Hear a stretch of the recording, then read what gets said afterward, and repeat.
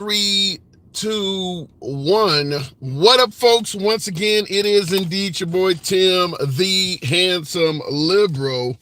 I would like to suggest that today is a slow news day, but I don't know if we really can do that. Currently, we're following the testimony of none other than Stephanie Daniel Clifford. Now, Stephanie Daniel Clifford may not sound familiar to you, but the stage name, Stormy Daniels, absolutely should sound familiar to you. So, Stormy Daniels is currently testifying against President Trump right now as we speak.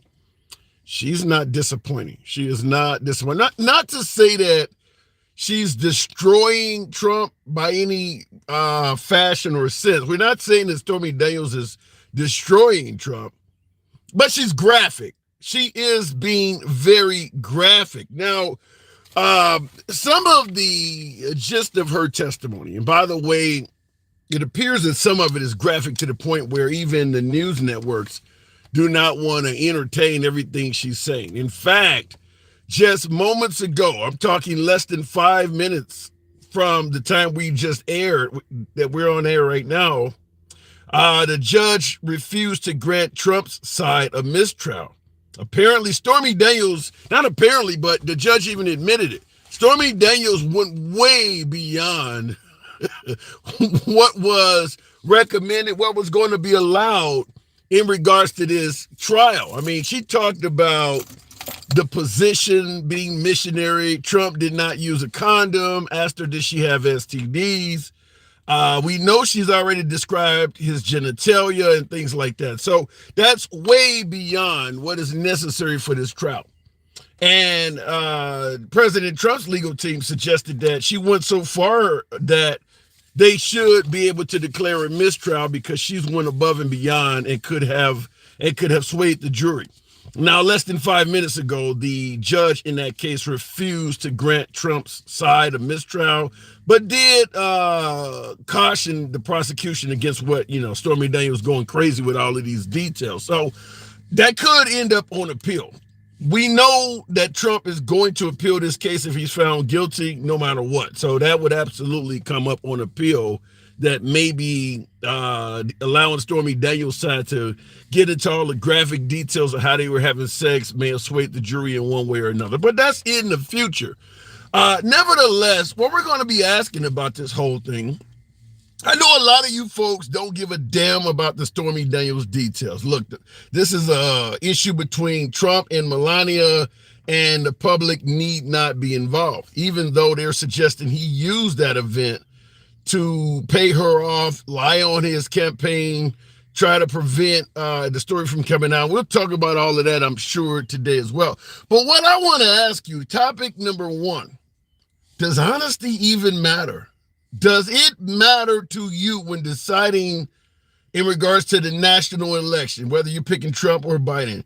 Does honesty matter? If you can get the policies, the direction for America that you favor, does it matter if the candidate you choose is a habitual liar? Let's say it's Biden. Let's say it's Trump. Does it even matter if the candidate lies to your face and you feel confident what they're saying is dishonest? Would that matter if they're giving you the proper direction for America? We're going to be talking about that. And then, like I stated before in the beginning of the broadcast, it is indeed a slow news day. This is a side topic that just seems to keep going on and on. Yours truly, I've been in a number of debates about this, predominantly with females that view me, for lack of a better term, as literally a piece of shit. What are we talking about? Man versus bear. Where the hell is this coming from? What is the purpose of it? Have we gotten to a point where women would rather be with a forest animal than a man? We're going to talk about that as a side topic. I understand a lot of you folks don't give a damn about this. It sounds ridiculous. Yours truly, I thought so as well. But a lot of females are deeply invested in this, and they have a long story to tell in regards to why they would prefer to be with a forest animal than an actual human being.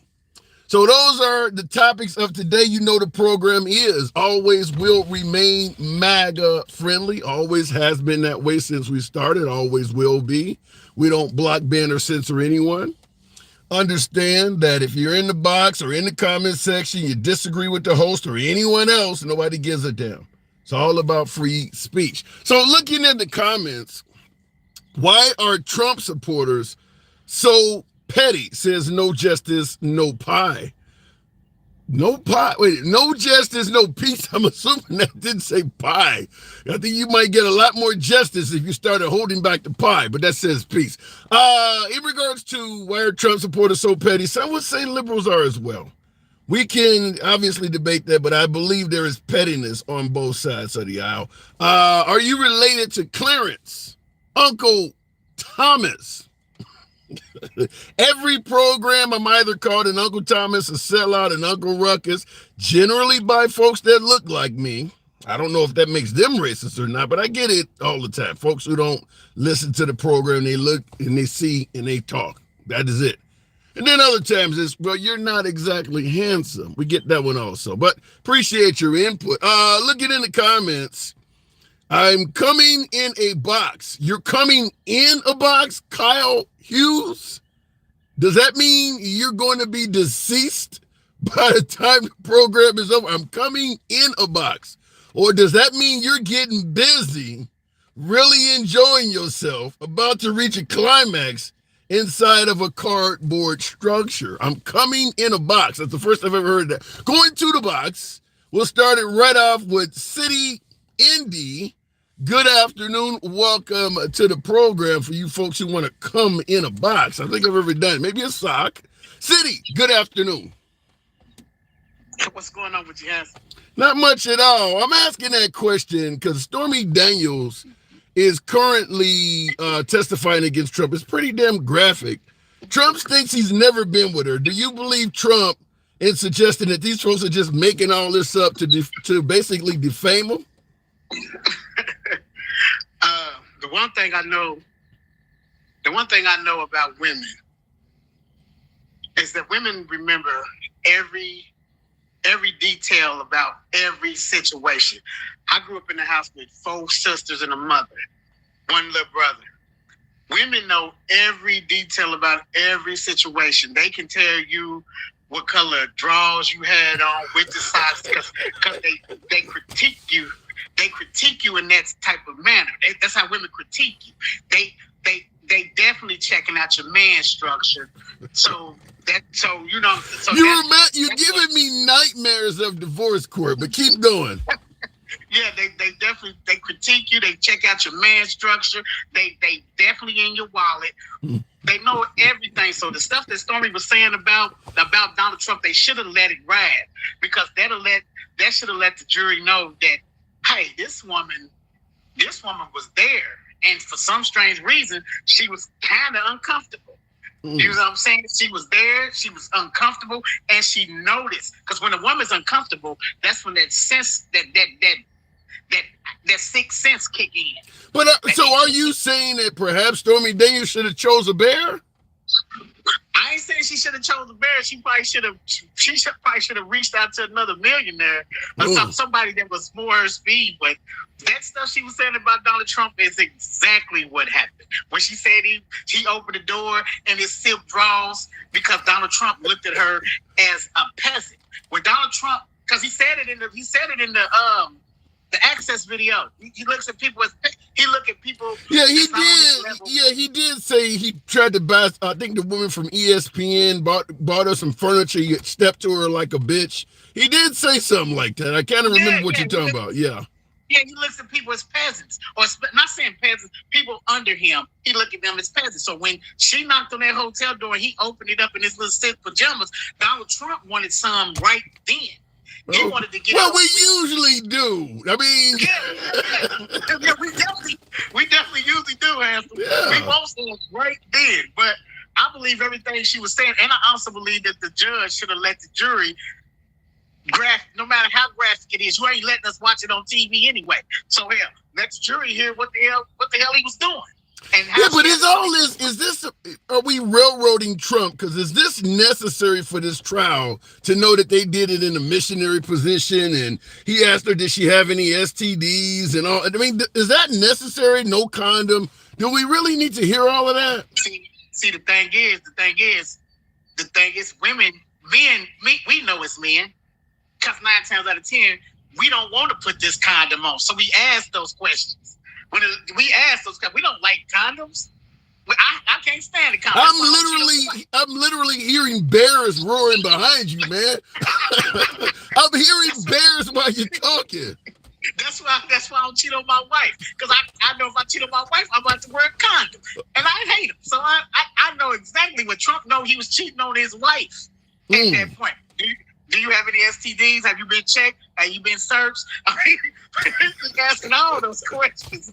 He's asking all those questions, handsome. And once the woman, and we don't even care what the answer is at that point. Because if she just say no, we going in meet to meet. So then let me ask you this. Does any of this matter one bit? Well, okay, Trump may have lied that he cheated on his wife. But if he's going to give this country the turnaround that it needs, does it matter that maybe he's lied to his wife a couple times? It doesn't matter. It doesn't matter if he lied to his wife, but it shows his character. And it ain't even about his wife. It's about how you try to sweep it under the rug using campaign finances. That's what it's about. It ain't about if he would just, Trump could have ended this yesterday. I slept with her, it's over. Yeah. I don't know what else I want to know. I slept with her. I paid her $100,000 out of my own money. $130,000 out of my money. It'd have been a done deal. He wouldn't even be going through none of this stuff. But considering he used the campaign money and then he tried to sweep it under the rug, that's why he's going through this mess. Yeah, but what about the notion that it was actually Michael Cohen and Trump didn't pay her anything? And also, Stormy Daniels did sign a letter saying that she never slept with Trump. Does she have credibility herself? She has credibility. She has a lot of credibility because women will hold your secret if they gotta hold it. And if it's $100,000, $130,000 secret, hell, yeah, she gonna hold it. And it don't matter 9 times out of 10, handsome. If me and you was buddy, if you was my buddy, you gonna take my story for me. You gonna hold my story. You my buddy. Bros before, I think that's referred to as bros before hoes. All right, yeah. So at the end of the day, though, if Trump was your candidate of choice, would any of this make you rethink voting for him? I mean, yes. I mean, because now I know he's not. First of all, Trump ain't my candidate of choice. Let's put that out there. And I know he's not a great businessman because he's not making great business decisions. That's not a good business decision right there. I mean... Well, wait a minute. Paying her off to silence that story is likely part of why he got elected in 2016. If this had came out, it could have hurt his campaign. I think paying her off probably was a good business decision at the time, just probably not how he did it. No, it wasn't a great business decision because when you rich like that, like Donald Trump claimed he is, he don't believe he has to pay. He should have paid Stormy that night, the night of the encounter. He should have paid her right then and there, and this story wouldn't have never surfaced. Yeah, but he didn't know he was going to run for president at the time. It was all about The Apprentice. But I do got to move it on, see. No, hold on, Hanson. He didn't think he was going to win. He was already running. I have heard that before. All right. Appreciate you coming on. I got to move it on. Thank you, my friend. Anytime. Looking in the comments, what does that say? He tried to profit off of it and evade taxes. Well, that is a crime, but that could be construed as a crime. But what we're asking is, does it matter? If you favor Trump as a candidate for getting this country back on course, does any of that matter? By the way, tap the screen. Get your boy on up to 20,000 likes. You know how we do. Almost 500 of you in here. You could be anywhere you want. Appreciate you having you here with me. And same on YouTube. Smash that like button. Nevertheless, looking in the comments, hello, America from London, England. We love Trump here, says Triple J. Good to have you here, Triple. The world is breaking, and you're more interested in who runs it. The ones doing it haven't been doing it right. The world is breaking. Is the world really breaking? I mean, are we going through something right now in 2024 that the world has never seen before? The world is breaking? I don't see all of that. I think you're going a bit heavy with it. Looking in the comments, the president that was in debt, hang on a second here. President that was in debt trying to get the country back together. Well, some people have their problems, but a lot of folks believe Trump is the guy to get this country back on course. Going back to the box, does honesty matter? And why the hell are women preferring four-legged, hairy animals over a full-grown ass man? What say you, Moo? Good afternoon, Moo. Welcome to the program. Picking a damn bear over a man. What's going on, Moo? I'll tell you right now, man. Any woman's gonna prefer my four-legged furry ass to any of these MAGA people in your chat, dude. So you're saying women would indeed refer you over MAGA? Yeah, man. I make them all go the other way. You know what I mean? Because after they meet me, women love pussy. You know what I'm saying? Whoa! Wait a minute. After women meet you, they love vagina? Yeah, well, I'm a pussy cat, man. I'm a cat, dude. I'm a pussy. Okay, okay. Okay, you almost threw me for a loop there. Okay, so, but the women are not throwing politics into their bear decision.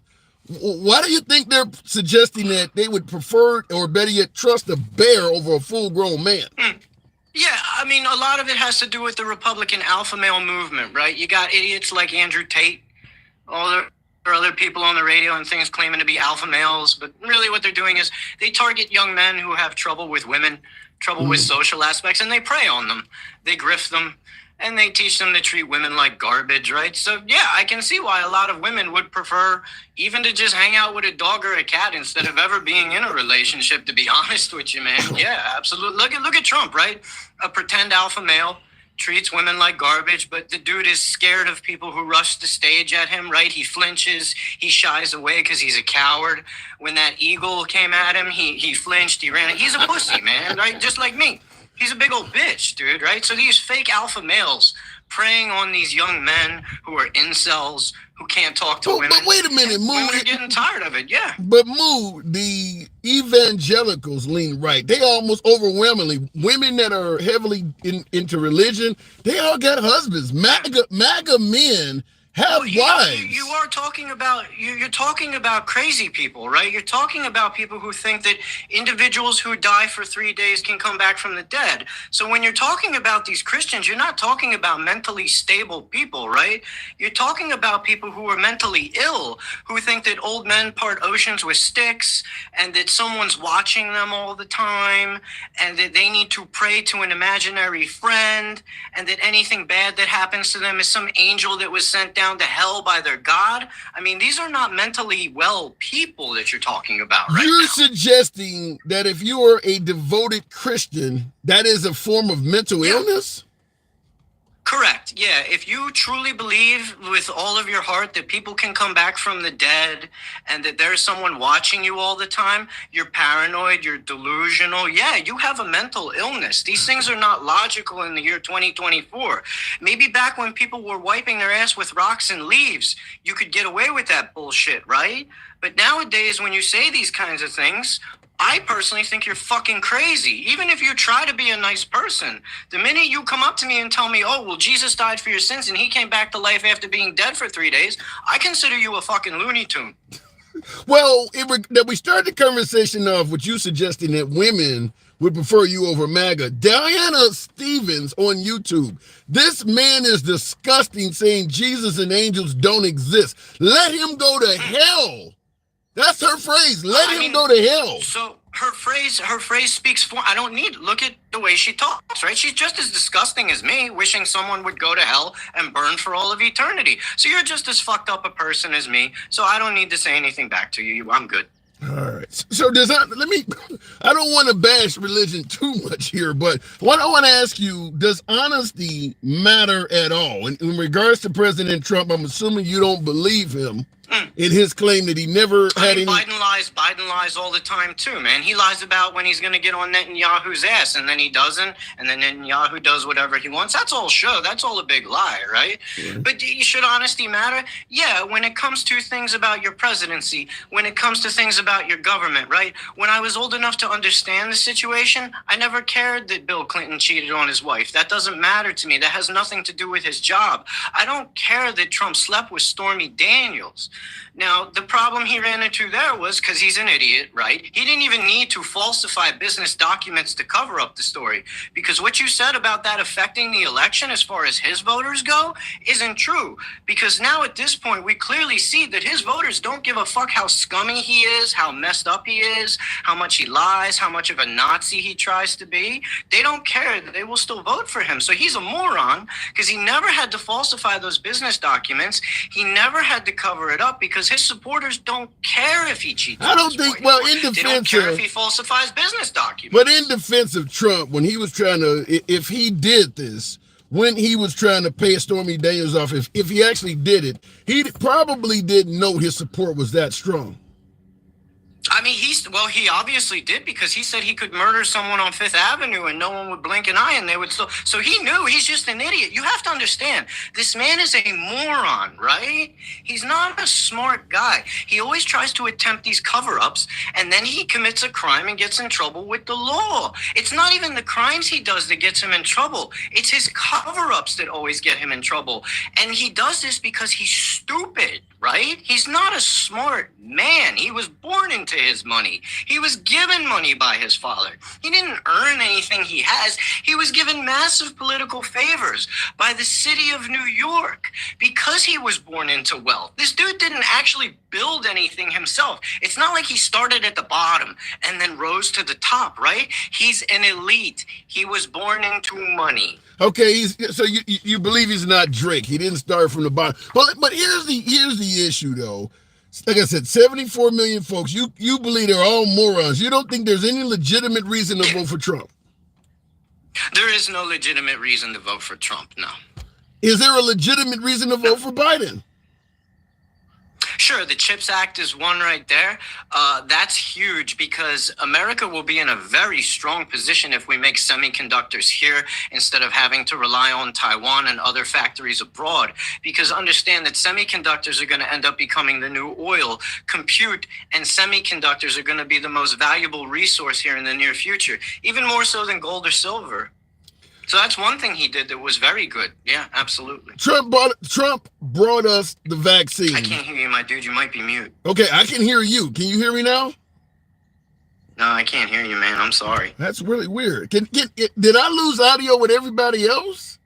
If someone in the U.S. I might have to go, man. I can't hear a word you're saying. Okay, my bad, dude. That's weird. That is weird. Okay, I'll move him on. I can hear you. Okay, everybody could hear me. Okay, something happened on his end apparently then. Okay, and that is Moo. Moo's always welcome on the program. By the way, folks, tap the screen.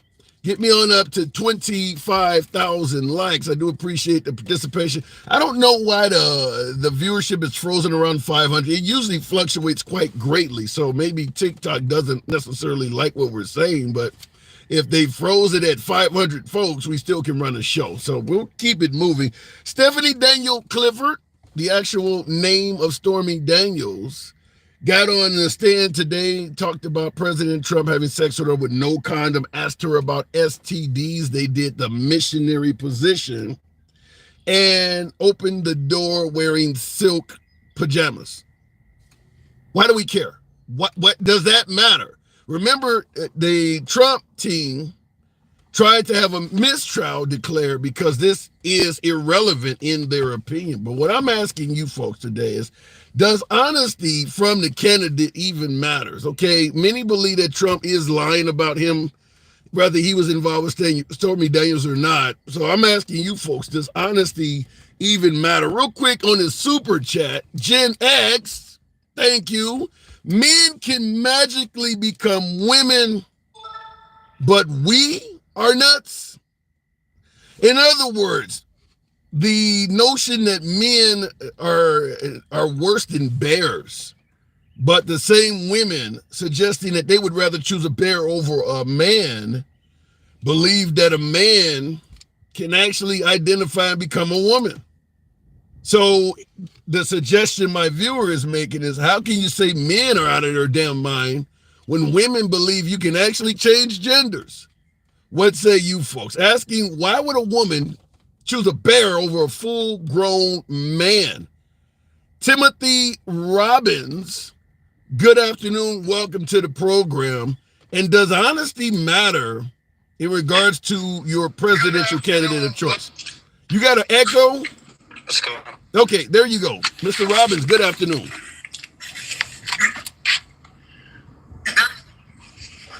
Can you hear me? Hey, bud. Can you hear me?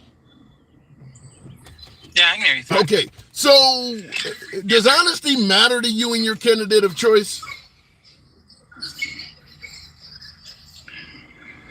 Yeah, in context. Explain. Right? Like, I agreed with the last guy was, I don't really care who Clinton was sleeping with. I don't really care who Trump was sleeping with. That's not a part of the job.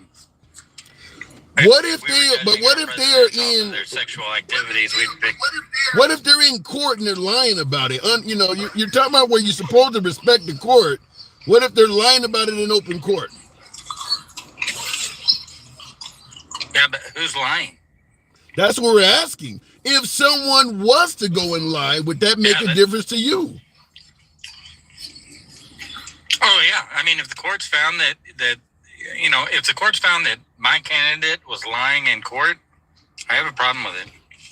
Well, you do understand that. You do understand the courts found that Trump was lying about his alleged sexual assault of E. Jean Carroll. The courts did find that he was lying about that. Well, hold on. That's civil, and that's not a unanimous thing. So, in civil courts, you don't need 12 jurors to convict. In civil court, you just need a majority. So you don't have to prove that somebody's guilty beyond a reasonable doubt. You just have to convince a majority of the people. So okay, but you now you're talking about subjective. Well, you changed your statement. First, you said if the courts find that he lied. When I gave you a actual finding, then you said, well, but that is a civil court, and it wasn't done by a jury. So what you're saying is it has to be done. Hold on. It has to be done in criminal court by a jury before you accept it. No. You actually have to be charged with perjury and convicted to be a perjurer. What if you lie in civil court? Does that matter? You would still be charged with perjury if you lied in court under oath. If you lied under oath in Congress, you would be charged with perjury. No, that's not true. If you're not charged with perjury, then you didn't lie. That's not true. If I'm charged with murder and I go to court and say I didn't commit the murder and they found me guilty of murder, they're not going to charge me with perjury also. They're going to deem that my claim that I didn't commit the murder is false. I'm guilty of murder and they're going to sentence me. There's no perjury charge there. Well, handsome. Yeah, well, handsome. That's because they figure which charge holds the most totality. Right. Is it worth, if I say that I didn't commit a murder, but then unanimously proven under oath, I get up and testify against myself, I waive my Fifth Amendment, and I get there and lie in the courts, and then I'm found guilty of capital murder, do you really think the state's going to waste any money getting me for a perjury charge? I'm already going to be in prison for the rest of my life. What's the point of wasting the money? That's a good point. It's not the same in the civil case. No, but that's a good point. Hold on, hang on. You make a good point. If you lie in a civil case, and instead of being sentenced to murder, you get sentenced to pay $83.5 million, as you said, are they going to waste their time with perjury? That is what happened. Yes. No. Yes, a court would absolutely, because it's within the court's interest. Trump's not going to jail for E.G. Carroll. Right. Trump's just paying a fine. There's no criminal punishment. If you commit a crime while in court defending yourself in a civil case and you lie to the judge is going to criminally charge you with perjury if it's proven. Do you realize how many civil cases Whereas somebody might say, you did something on my lawn, and they're suing them for the damage to the lawn. People lie in civil court all day, every day, and they don't get charged with perjury. The judge decides whether they're telling the truth or not and makes an award. They don't routinely charge people in civil court with perjury, and they lie all the time. Well, yeah, I go to civil court at least 3 or 4 times a year for one of these very things, right? Okay. And usually people really don't give a shit about the principle. All they want is the money. Right. 99.9% of the time, they're just looking to get paid, whether it's a true thing or not. It's cheaper for me to settle out and tell you don't talk about it because I know they just want the money, and save myself a bunch of money because it's not worth me continuing down the road wasting tens of thousands of dollars in my time and attorney fees when I can just get them to shut up, give them $2,000 and they'll go away. Because that's what all they wanted anyway. That would make more sense if you didn't have a client like Trump that continues talking and costing himself more money than if you had to just pay it off the client and they both shut up. So that doesn't apply to Trump because the whole E. Jean Carroll case is because go ahead. Yeah, mine are small. When you're talking about $83 million for not shutting that's a up, big difference, right? For not shutting up. No, for defending his honor. But at some point, okay, you're defending your honor, and you're starting to describe and say negative things about the woman personally, like calling her ugly and things like that, which is really not defending your honor. Certainly when you get on the stand and say that you would never touch her, I think you said he would never fuck her, if I'm correct, said that she's unattractive, Probably. and then could not differentiate between her and his ex-wife, somebody that he actually married. So he's saying she's not his type, but then when shown a picture of her, he thought she was his actual ex-wife. Yeah, but we're talking about, did Trump under oath tell a lie, and what lie did they prove that he told? That he didn't sexually assault her is what they ended up walking out saying he was lying about. No, a jury decided that based off a majority. So a subjective portion of people decided that he was lying. It wasn't unanimous. There were other people on the jury that didn't think that he was liable. So it's not the opinion of some people with the evidence, but this happens all the time. Right. Handsome, me and you could say something fucked up on here that might affect some trans person, right? If they find out who I am and I offended them enough, they could get me into court, make me look like a bad guy, and get dollars out of my pocket. That's what the country's come to. Okay. Whether I did it or not, it's just their feelings. I don't gotta be so careful about what we say on here anymore. I don't totally disagree that feelings sometimes come into play. Well, let me ask you, because we mentioned honesty. So, do you believe what Stormy Daniels? I don't think it's defaming saying somebody's ugly. Well, what he and not being not. Yeah, polite, he went further. I don't think it's defaming. Yeah, he went further than that, Timothy. He also stated, because E. Jean Carroll never went after Trump for rape. She wrote a book about what happened, and Trump stood up and said that her book belonged in the fiction section. So by him saying that, then he forced her to start saying, no, what I said was true and trying to prove it. And that's where the folks ruled that what she said was true. And he defamed her by saying her documentary, her book, was a lie. Well, and nobody is denying the fact that the New York State changed the laws and made them retroactive so that case could even be heard. Yeah, I don't disagree with that, but that doesn't apply to just Trump. Yeah. Yeah. No, here's the issue. But it does right now. Here's the issue. Let's say you write a book about somebody who victimized you earlier in life, and the person who did it steps up and says what you did is bullshit, and your publication is all a lie. And you can convince people that person that victimized you actually did it. That's what happened in this case. But here's my problem with it. It's not like murder. True. You're talking about a civil case, and I just told you that many people bring cases against people with zero proof because all you have to do is move the jury to believe what you think hurt you somehow. And all you have to do in this country, and I think I'm like giving away the secret, right? All you got to do is be a white, rich, straight guy with a corporation that makes some money, and a majority of America hates those people because they feel like they're the elite and they're the entitled and they're what's wrong with the country. So you go put 12 people in a jury box, paint that picture, then just tell them that I committed some kind of sexual harassment against you, and no proof needs to be applied because prejudgment has already been made, and I'm going to end up paying out something because that's how they feel, not that they proved it. It almost sounds like... And it's not a requirement. Yeah, what you're saying kind of sounds like what Trump recently said, is that there is an anti-white sentiment in America and bias against white people. Do you believe that? I feel like it's just more corporate and more elite rich bullshit that they pump out there. Okay. I wouldn't say that it's limited because, you can look in the news all the time. I know Trump's the headline nowadays, but if you look harder, like just in your local court system right now, go to courts, look up civil cases, and look at how many people are suing people for bullshit. Yeah.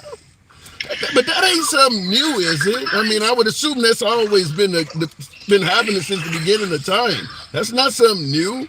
No, it's just highlighted now. Yeah. All right, fair enough. That's what I'm saying. Yeah, when Trump goes to court like this, right? Hush money. 12 people got to convict him. If 12 people convict Trump, in my book, Trump's guilty. Would it change right? would it change your support for him?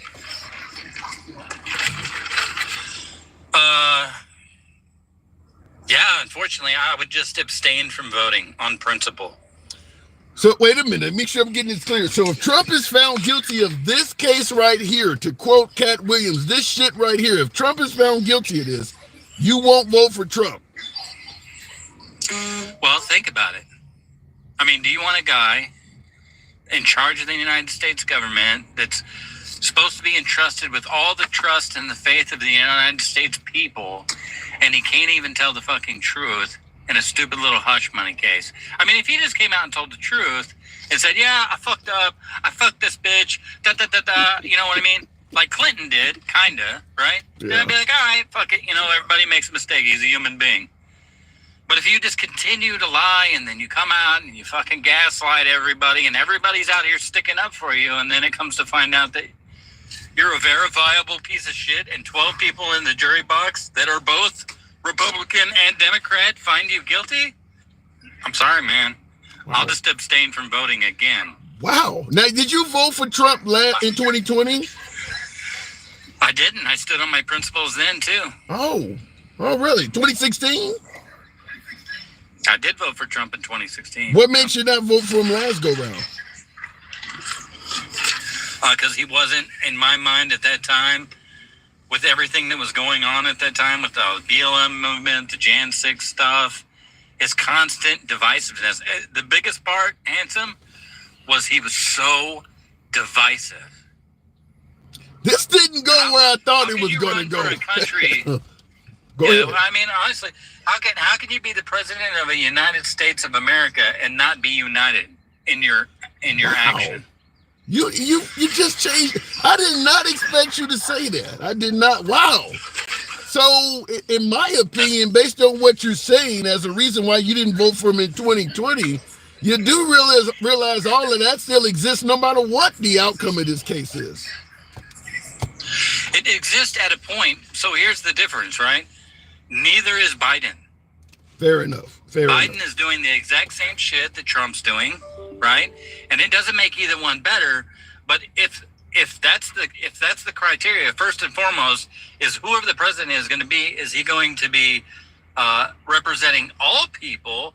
And if neither one of them are going to do it, at least which one's going to do the best job of getting shit done? And I'll tell you, Handsome, the reason why I would vote for Trump is because if Trump is elected into office, he's going to do the one thing that this country needs right now. And nobody's going to want to work with him. Nobody's going to touch him with a 10-foot pole. Nobody's going to co-author any legislation, which means this government will not be able to waste any money. And that's what needs to happen. Wow. That's an interesting turn of events. Okay, Timothy, I do got to move it on. That was a very interesting call. I didn't expect that, but you're always welcome back. Thanks for coming through. Profiling's wrong, handsome, just because I got a cowboy hat on. Damn right. Okay. Damn right. Good talk. I definitely did that. I appreciate you, man. Thank you. Moving on. Wow. Profiling is wrong. I concede the point. If you chop that conversation in half, I would never think the two pieces fit together. I appreciate the honesty from you folks. You know how the program is ran. We don't block, ban, or censor anyone for their commentary. We go left of Bernie Sanders from having dinner with QAnon. We've ran the program in an uncensored format from day one. MAGA are always my preferred guests. Nevertheless, liberals are welcome as well. Popcorn was a bad dude. That's what did I say? That's not true. Trump don't want more money. I don't quite get that comment, but we'll keep it moving. The only thing Trump would do is continue to cause hate and division. That came from a viewer titled Black Redneck. Do they make those? Do they have those in stock? Black Rednecks. I thought they were all on back order. Love the name, by the way. Whether you like it or not, we need Trump for the next 4 years. All right, fair enough. I don't know. Let me just say this. For the folks who are not like devoted MAGA, and when I say not devoted MAGA, I mean everything from a traditional conservative all the way over to a liberal or progressive. The idea that we need Trump. Why not Vivek? Why not Ron DeSantis? I mean, you're going to get 80 to 90% of Trump's policies out of the likes of Vivek or Ron DeSantis. Why? What is it about Trump that is the one person we need specifically? Feel free to state that in the comment. Like our whole government was sold out, and you still think that the DC listens to the Constitution and the Bill of Rights and so on, says Last Right. You're saying the government was sold out, and yet people of today still believe the government listens to the Constitution and the Bill of Rights. Damn it, I'm a minority. There is no period in U.S. history where the American government listened to the Constitution and the Bill of Rights. No period in history. That ain't something that is new in 2024. You could have came to somebody like me in 1824 and they would have agreed with that. Going back to the box though, we'll keep it moving with Stick the Ruler. Appreciate you guys that are in here. I tapped the screen. Certainly get the likes up to 40,000. There's over 600, nearly 700 in. It helps out the algorithm. I got to pick up trash. I get paid for it anyway. It is what it is. Stick, are you there? Not all day. It takes about 30 Okay, minutes. he is picking up trash and involved in an argument. So we'll move the program on with Stephen Albert. Good afternoon, Stephen. Hurt people. Talking and speaking of that, why are women choosing bears over men? Is it because hurt people? Stephen Albert, good afternoon. Yeah, so I just wanted to piggyback on to this talk about Trump being such a liar and all this and that, but why can't we ever look at Biden and what Biden says on national television about his uncle being eaten by a cannibal? It's been found that he lied about his son being off in the military. Look at his son Hunter. I mean, come on. If we want to really get technical here on how bad Trump is, what the fuck about Biden here? Biden. They found Biden in all these documents that were when he was a vice president, for God's sake, in his garage, not even locked up. But let's raid Trump's house because he's got some documents that are locked up and safe. I mean, it's pretty disgusting how it's so one-sided. You make an excellent point there, Stephen. I'll respond by saying this because your whole statement is summed up in why the hell does Trump get all the attention when Biden's telling lies and things like that as well? I would tell you the simple answer is because Trump doesn't shut up. In other words, when the minute Biden starts to be focused on, Trump pops up and says something wild and outrageous again. Since Biden has done some of the things you're talking about, and some of those things are very recent, like the cannibalism shit. Trump has talked about there's a white bias in America. He wants to give cops immunity. This is the kind of stuff that's coming from him. So even though you are correct in suggesting that we should be paying attention to Biden as well, I think Trump wants us to focus on him. Well, and that may be, but that doesn't set aside the astronomical shit Biden says. I mean, that shit is so outlandish. I mean, look at the Hunter situation, his son's situation. Well, wait, first of all, his son is not in politics. He's only going to get minimal coverage. I mean, nobody's concerned. We all know damn good and well that Biden is the big guy in all that BS with Ukraine. It's plain as day. They want to try to keep it out of the media because that would ruin him for sure.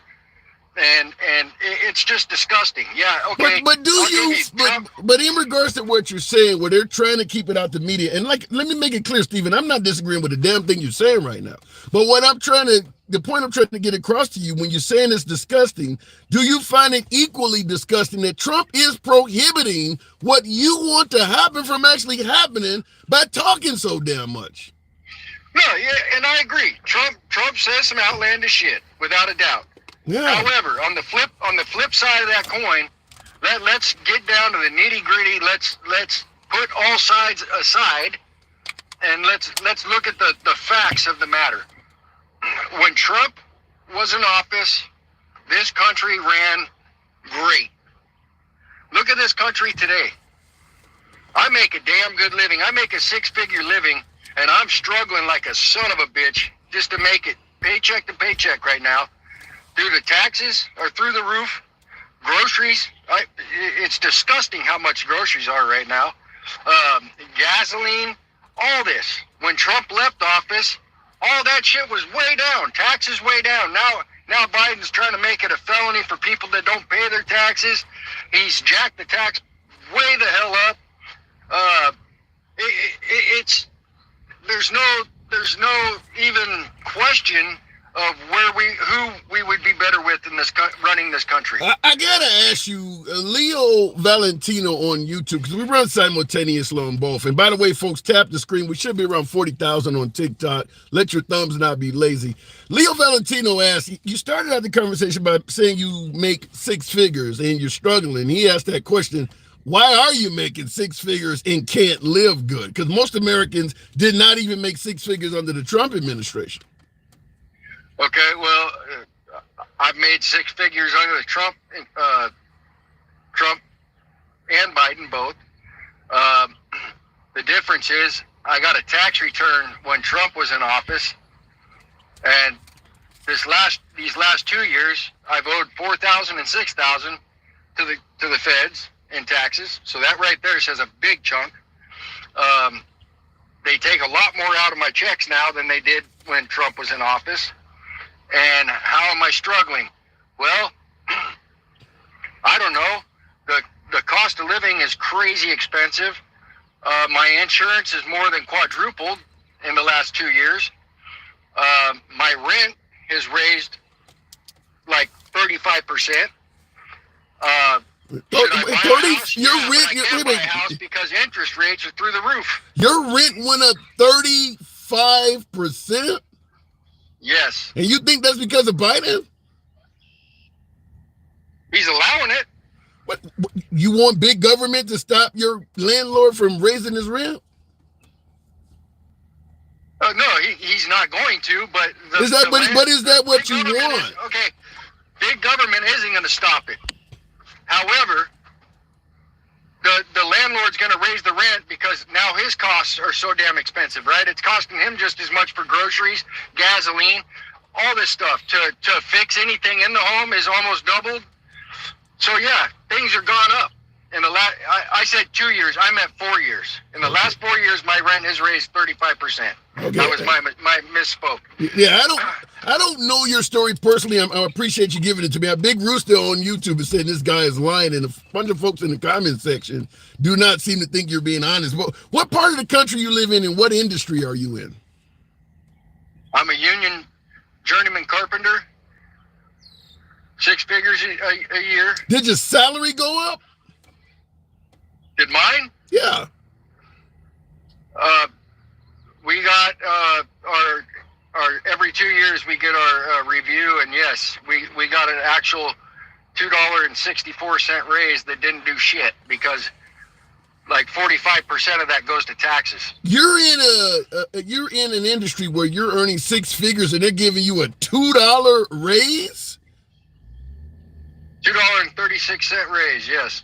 Is your issue might be your union. I worked in unions. I worked at International Brotherhood of Electrical Workers. I was a union employee for 10 years with AT&T in Chicago.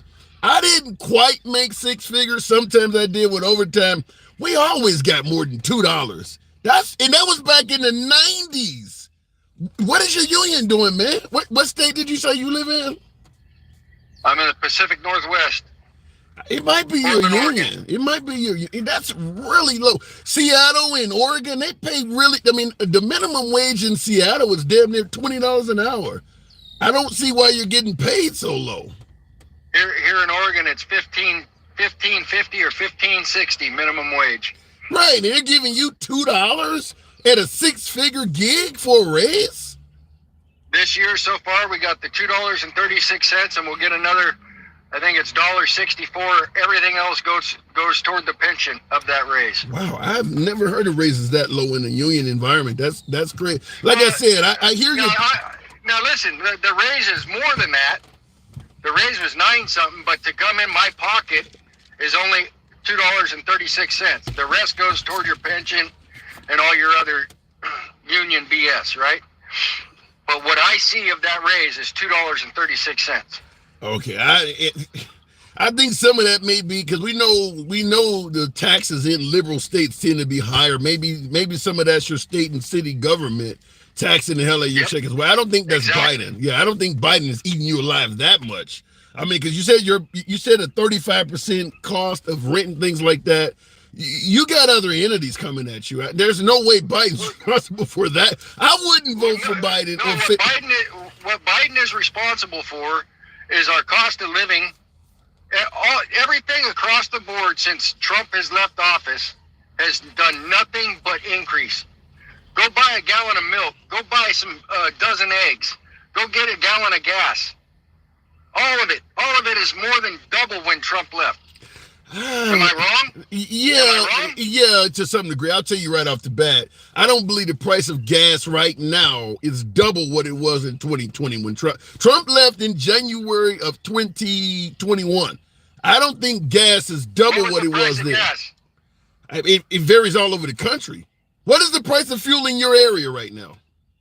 $4 and I believe 15 cents a gallon. So you're paying $2.07 a gallon in Oregon in 2021? I don't believe that. I was an over-the-road driver. Gas. It was a little bit more than that. Yeah. It wasn't quite double. I'll give you that. Yeah. But it's damn near. It's a lot more. Okay. It's a lot more. All right. Now, I don't disagree that prices have went up, but I think what you're stating is almost like Armageddon. I think you're adding a lot onto it. But I will tell you this, too. You making 6 figures, talking about you got a $9 raise and you're only seeing 2 of it.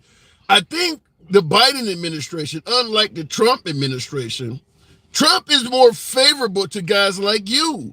Biden is more favorable to guys who are nowhere near 6 figures because those people got big raises. Burger flippers and folks in the minimum wage realm, they got big raises.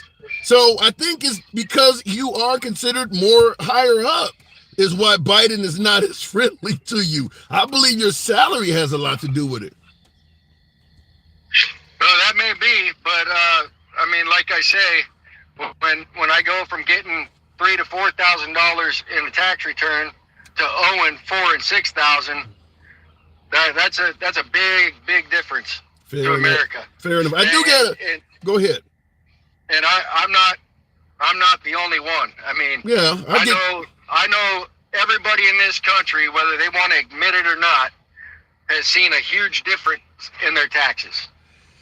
Well, that's everybody is. I don't think that applies to everybody. Because I ask that question on here all the time. How many of you folks are doing better than you were under the Trump administration or worse? And there's a lot of people who actually are doing better, but they're not usually making six figures. Let me ask you this last question before I let you go. Chicago, in the comment section, my hometown, Chicago states that Trump is against unions. As a union employee yourself, do you see Trump as being pro-union or not? He doesn't need to be pro-union. What do you mean? What's Trump have to do with being pro-union? Well, if your union broke up, do you think it would affect your salary or benefits at all? No. Okay. Fair enough. I got to move it on, Stephen. We disagree on a few things, but you're always welcome back. Real quick. If you're good at what you do, you make your own price. And if I actually went out on my own, I could probably make double what I make. Then why not do it? I just choose because I like the retirement and everything else I'm working on. But if you could make double, you would be working on a bigger retirement. I don't understand what you're talking about here. Well, yeah, but when you're working for yourself, there's a lot of overhead. There's a lot of BS. You got to pay for employees. You got to pay all the insurances, all that stuff. It's just too much. Okay. When you can make a six-figure salary with all the retirement and benefits that I have, it's just easier this way. And you do understand you have those retirement and benefits because of the union, right? Non-union employees aren't getting.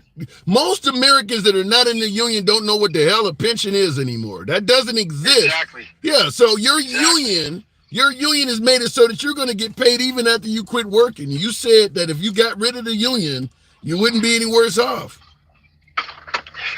No, I wouldn't, because I don't see that pension going away just because the union breaks up. I'm still owed that money.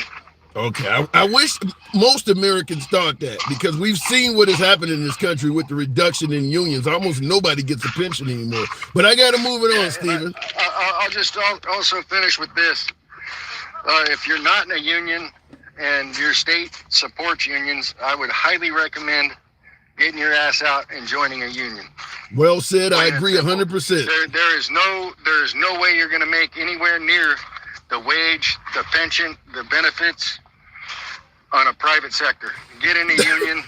You just disagreed with that a minute ago. That's what I was saying. I gotta move it on though, man. I gotta move it on. Stephen, appreciate it. Thank you. He threw me for a loop. And now, like I said, I've been before I go back to the box, I was an engineer with AT&T for 10 years. Telecom engineer, the International Brotherhood of Electrical Workers, IBEW. I can't remember the actual chapter. I think it was 741, but I can't remember the actual local. But also, when I worked for United Parcel Service, I was also a member as an unloader with UPS. I was also in a union. So I've been in a union twice. And his last statement, I cannot agree with more. If you are a union employee, you make significantly more in terms of benefits, job security, all of that shit is better as a union employee than it is a non-union employee. So I totally agree with him that states if your union is, if your state is pro-union and things like that, you should join the union. What I don't understand is, why would you vote for Trump? The Republicans are completely against unions. Most of the unions, Chicago, Boston, New York, they're generally in liberal states. The Republicans are really badly against unions. They're right to work states. So that part threw me for a loop, that he's strong in the Trump camp, but also hardcore pro-union, because they're kind of like, they don't really work together. But maybe I'm getting it wrong. We'll go back to the box asking that question, does honesty matter? Because President Trump is stating that him and Stormy Daniels did not have anything to do with each other, even though she's in court suggesting that they did the missionary position with no condom. He asked her about STDs, answered the door wearing silk pajamas. Is she making all of that up? is our topic. Nevertheless, we also asking why the hell would a woman choose a choose a bear over a full-grown man? Why the hell would women do that? By the way, it would make sense to go to a woman. Angela Hames, good afternoon. Biden is pro upper management union. Upper management is usually not union. Once you become management, what we used to call give back your tools, you're out of the union. I don't know if you understand that. Upper management is not usually union. Angela, good afternoon. Good afternoon, and how are you? I'm doing really good. You might be the person I want to ask this question to. Why the hell would a woman choose a bear over a man? Well, that could be a loaded question, but a lot of women have had really bad relationships, and they are disappointed, and they wouldn't have to sleep with the bear. So what, women don't want sex? No. I'm just saying, they wouldn't, the bear might kill them,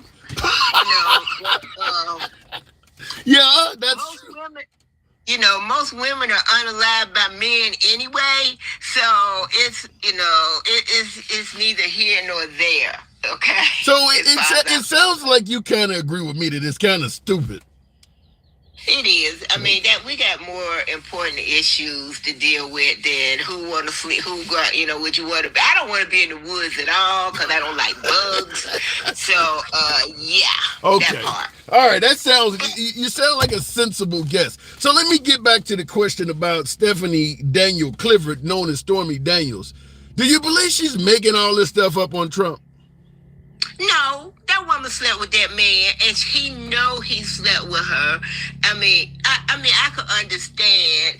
Are you gonna go tell your wife that you had sex with you want your wife to find out you had sex with a porn star? No man in America, no red-blooded American male is going to admit that they had sex with a porn star, especially if your wife just had a baby and she's home looking crazy, probably going through postpartum.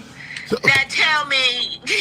So then I have to ask you, if you believe that Stormy Daniels is telling the truth, does honesty in politics even matter? Because you're basically saying that Trump is lying about all this. If you were looking to vote for Trump, let's say Trump was your candidate of choice, or let's say Biden was going through this court case and he was your candidate of choice, would dishonesty make a difference in how you vote? Most definitely. Because dishonesty has cost people their lives. People have been in prison for decades for crimes that they didn't commit because somebody was dishonest. Yeah. So yeah, that's really important. But the point I wanted to really make is he was talking about he had to pay taxes this year. Yeah. Well, he doesn't realize that Trump's tax breaks ended for everybody except the upper rich. So that tax break that you got a few years ago, it's gone. Okay, it's just gone. And so when you look at when you used to at least getting a couple of $1,000s back and you owe a couple of thousands. So yeah, that nobody wants to talk about that, but yeah, that's pretty much it. But what about the notion that if Trump had won, he would have extended it and Biden did not? He couldn't have, because there's such a hole in the budget. The money got to come from somewhere. Right. So what you're saying is that Trump actually hurt the budget with that tax cut that is infinite for the wealthy and ended for the poor. Exactly. Yeah. And if what you're saying is true, it kind of actually extended the wage gap between the haves and have-nots as well, because as you're pointing out, the haves are still enjoying a tax cut and the have-nots are now paying more in taxes. That's exactly right. And now, in addition to that, the budget hole that they do. Okay, Trump's budget. Trump put us further in the hole than any other president in the history of the United States. We're in the hole. Okay, the money. Wait a minute. Come on, Angela. We've lived through recessions and depressions. It's a fact. Look it up. We lived through recessions and depressions. Look, my grandma lived through a depression, and I asked her about it, and she said she didn't even know she was depressed. There was a depression because they were already depressed. Okay, and that makes sense for an African American woman. It makes sense, but it was already pretty damn bad. You can't go broke when you don't have money to begin with. So I totally understand that. But folks, like my last caller was suggesting that he could do much better financially. Price of groceries, he mentioned milk and eggs and things like that. Have you noticed in your own personal life your spending power is being greatly reduced under Biden compared to Trump? Actually, yes and no, because I don't make $100,000 a year. Neither do I. And if I was making $100,000 a year, I would not be crying over some milk and eggs. I don't think I live within my means, okay, or under my means. I try to anyway. Other than the fact that I had to buy a new car, I would still be under the budget. But that's neither here nor there. A lot of people they don't appreciate what they have. Cause I took a group of kids down to a homeless shelter. Oh, you got a Game Boy, you got a game, you got all this good stuff. These kids are sleeping on cots in a homeless shelter. So people need to look at, be thankful for some of the things that they do have. And another thing, we live in a capitalist country. True. The president does not affect the cost of eggs and milk. Okay, there is no getting around that. I mean, just like rent, what we've had, I live in Charlotte, North Carolina, and what we've had here is a lot of corporations coming in, buying up hundreds and hundreds and hundreds of homes. Mm-hmm. And they come in and they raise the rent astronomically, where people are being pushed out of the city. It's about the haves and the have-nots. Yeah. Charlotte used to be a place where no matter how much money you made, there was some place for you to live. Wow. It's not like that anymore. Yeah, I think that is starting to happen all over this country. And what you're talking about can lead to rent. Because my last guest was talking about how his rent went up a whopping 35%. But the Airbnbs are another. When you're allowing the wealthy to buy up all the properties where they have cash money, they're going to outdo folks like you and me who need a loan and financing all day, every day.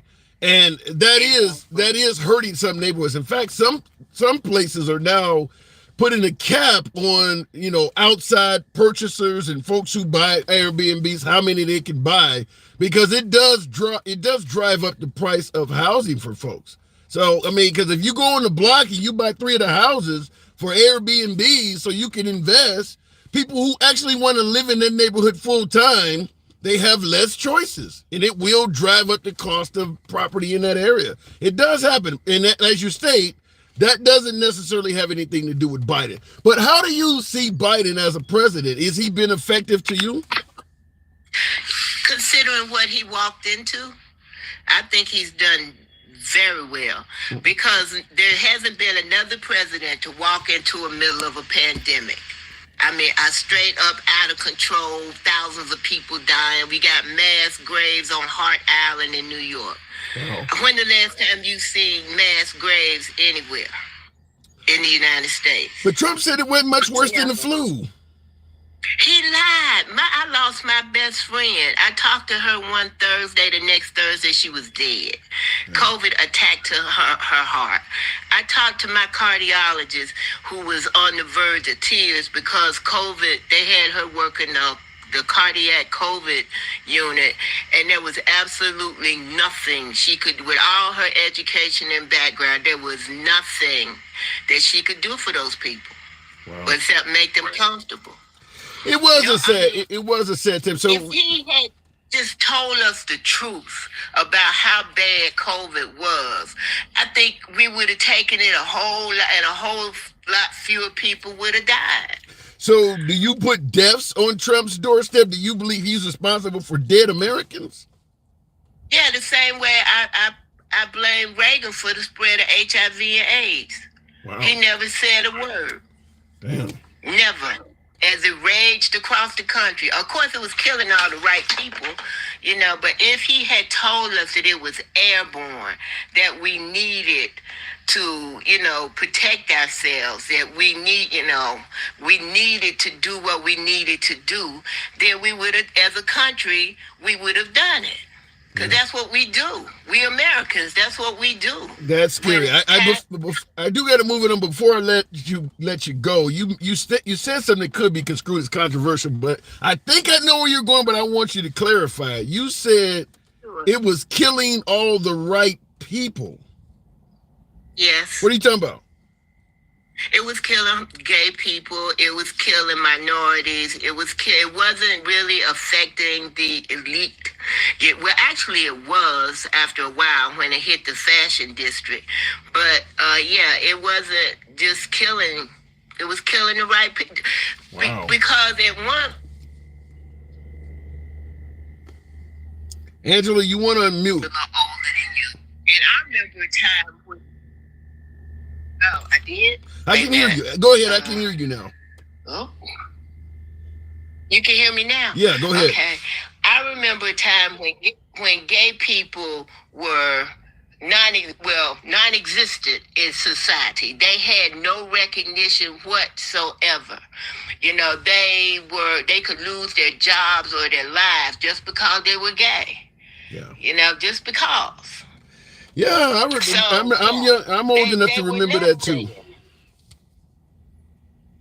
They were less than. So that's it hasn't always been this way. So people need to realize how far we've come in the past 50, 60 years. We've come a heck of a long way. And we ain't going back. We're not going back. Well, we just went back to 1864 in Arizona. I don't know. I ain't even having it. I gotta go. All right, Angela. I appreciate you coming on. Good talk. Good talk, by the way. All right, moving the program on YouTube. I'll give you $5 if you stop talking. It's called hush money, says Obex. Yeah, that is true. It is called hush money, but I don't think Trump. I think Trump misappropriated what the money was for, took it out of the wrong fund, and the way he handled it. I think, according to the testimony coming out in court, when Michael Cohen was trying to pay off Stormy Daniels, Trump recommended it be done in cash. Had it been done in cash, I don't think this case would be happening. But it does appear as if he knew for sure that she was getting paid and why she was getting paid. So we'll continue talking about that. Trump's case is falsifying business records. Lisa, absolute friend of the show. And you're right, that's what the case is about. And like I stated before, if Trump had paid Stormy in cash, could have got around all of this. Here's what I don't get. Certainly for a business mogul like Trump, or some might suggest a shady character like Michael Cohen, Pat Carlson. Pat, thank you for the subscription. Made by afternoon. Thank you, Pat Carlson. See you in the box. I'll certainly bring you up. In regards to the paying in cash, I don't understand how a successful business mogul like Trump, or someone who was focused on shady dealings like Michael Cohen, did not realize it's not in your best interest to have a paper trail. Pay the broad off in cash, with the exception of pay the woman off in cash, whatever name you want to use. Pay her off in cash and just have her sign an NDA that she received the money. You don't have to have a check. Pay her off in cash. I think that would have eliminated this, because now he used a check and then he improperly, or better yet, illegally, if you ask the wrong person, illegally stated what the check was done for. Had he paid her off in cash, he would not have had to explain where the money went on his records. He could easily get his hands on $150K. He should have just paid her off in cash. Look, just a terrible mistake, and I'm sure if he could do it all over again, that's what would have happened. A girl said the same thing to, if Trump paid Stormy Daniels cash, this case would have never happened. Then yes, you believe that too. Yeah. Now, they still would be accusing him of cheating on his wife, but as many of my guests, before we go back to the box, would admit, his support ain't going nowhere for cheating on Melania, just like Bill Clinton's didn't go anywhere. He should have just paid her off in cash. This Trump is making some key errors, not necessarily in running the country, because folks believe he has the best direction for the country. We can debate that on a different time. But in terms of his own personal well-being, he's making key errors, such as in the E. Jean Carroll case. She didn't take him to court or try to have him criminally prosecuted for rape. She wrote a damn tell-all book. The folks who support Trump would never have believed a documentary by E. Jean Carroll suggesting she was sexually assaulted. He could have let that book be published, stated, I've never met this woman, and left it at that. Remember, she did not sue him for rape. She sued him for defamation. A bunch of things he said to defame her character, such as her publication was false. And if he hadn't said, listen, as Chris Christie stated, just say, I don't know who the woman is. I wish her the best. That'd have been the end of it. You didn't defame her by saying that. I don't know who she is. I wish her the best. She could have released pictures with them together. Okay, look, I took a lot of pictures. I signed autographs. That's it. All of the negative stuff about her publication that she's selling, that now she can say you're defaming her because you're saying her publication is he didn't have to do all of that. And even after he did it and lost $5 million in court for the first defamation case, which he easily was able to pay, if he had to shut up again, he would not have had to pay the additional $83.5 million. He's hurting himself. We get it that he doesn't care or that he feels he has the right to speak, but these are self-inflicted wounds. A little bit of zipping the lip and all of this stuff never happens. Going back to the box, continuing on with the program, it is indeed the one and only Big Rooster. Good afternoon, Big Rooster. Welcome to the show. So what do you think? You think Stormy's making it all up, Rooster? Not at all, man. You know she's a businesswoman. And you know her profession. But but a lot of folks are going to say, look, if a woman is willing to sell her body on camera for money, she'll lie about anything. How do you respond to them kind of folks? Not, because if she's willing to sell her body on for money, then she's willing to tell everything. I mean, it ain't no secret to what she's doing. Yeah, and ain't no secret to what she's doing. Look, the bear. Let's start with the bear. I'm scared of the bear, but go ahead. I gotta get a woman that believes that a woman should choose a bear. But go ahead. What's your take on it? Well, you know, we fucked up so much in life that sometimes they want to take that route. Men. Okay. That's clear. Let's ask, does this matter? It don't matter to me who Trump slept with. What matters is you used campaign funds and you knew you weren't supposed to do that. Yeah. Well, my guess is that's what matters. My guess is they probably thought it wouldn't come up. A lot of folks suggest that, listen, if it wasn't Trump, if Trump wasn't running for president or constantly insulting people, this wouldn't be coming up even now. Brother Tim, if he didn't think it would come up, he wouldn't have said nothing about let's pay this off in cash. He knew this was coming up. That man, listen, although he's an idiot, he's a smart idiot.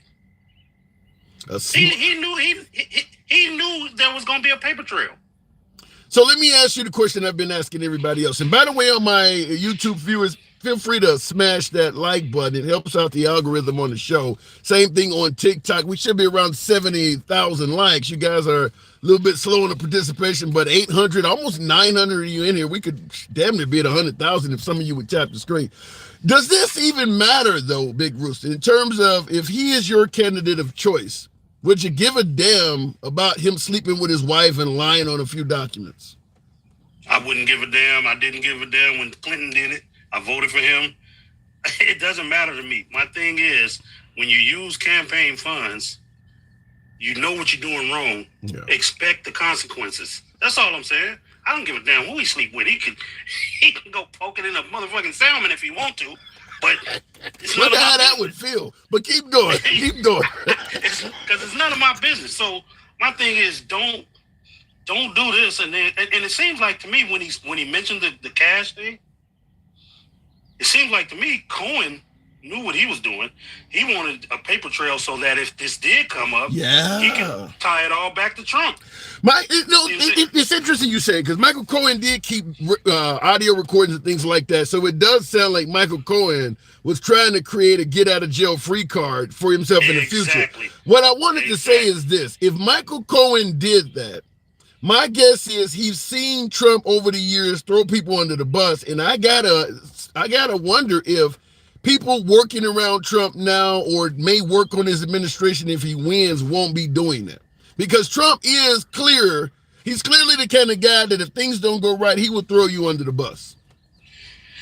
Except for a few sycophants, I think Trump's going. If he does win, which I don't think he will because he can't shut his mouth.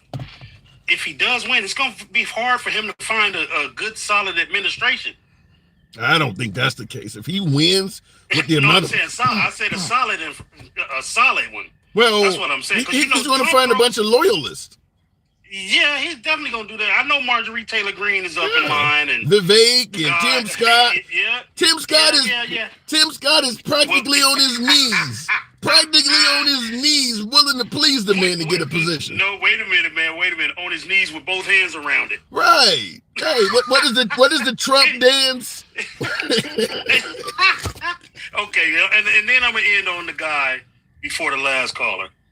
I did the math, Tim. This guy, if he's only making $100,000 a year, right? Right.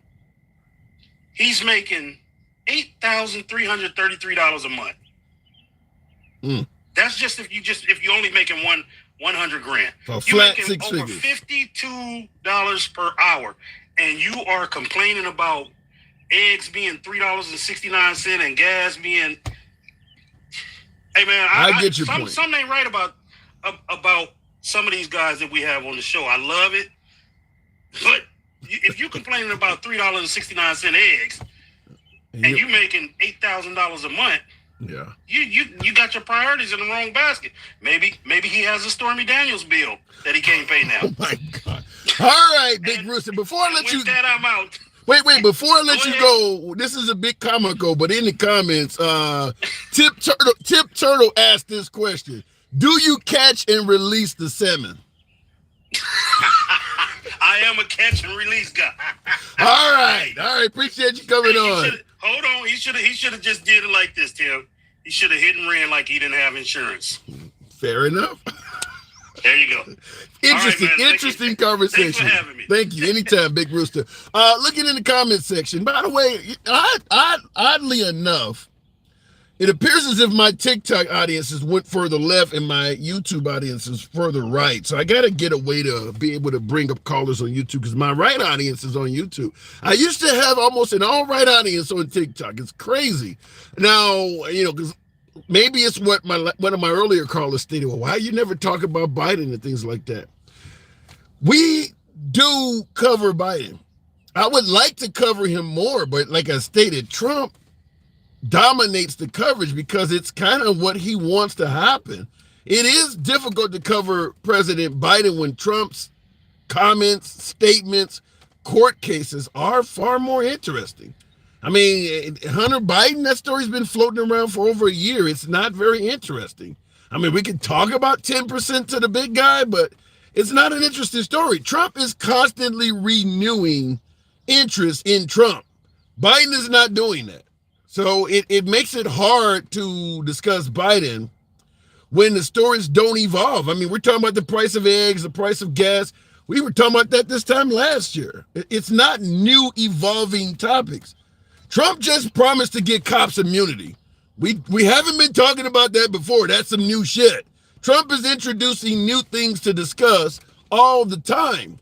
So it is very challenging to focus on Biden when the news is the same as it's been 6 months, 18 months ago. It's the same stuff. Burisma, the laptop, the price of gas, the price of eggs, it's the same stuff. That stuff's a year, 2 years old now. Trump keeps coming up with new greatest hits constantly. Not long ago said there's an anti-white sentiment in America. America's become biased towards white people. If he gets elected, he's going to change that. That just came out. Biden is not releasing greatest hits like that. So it's hard Not saying we don't want to talk about Biden, but he just is not as much of an interesting character.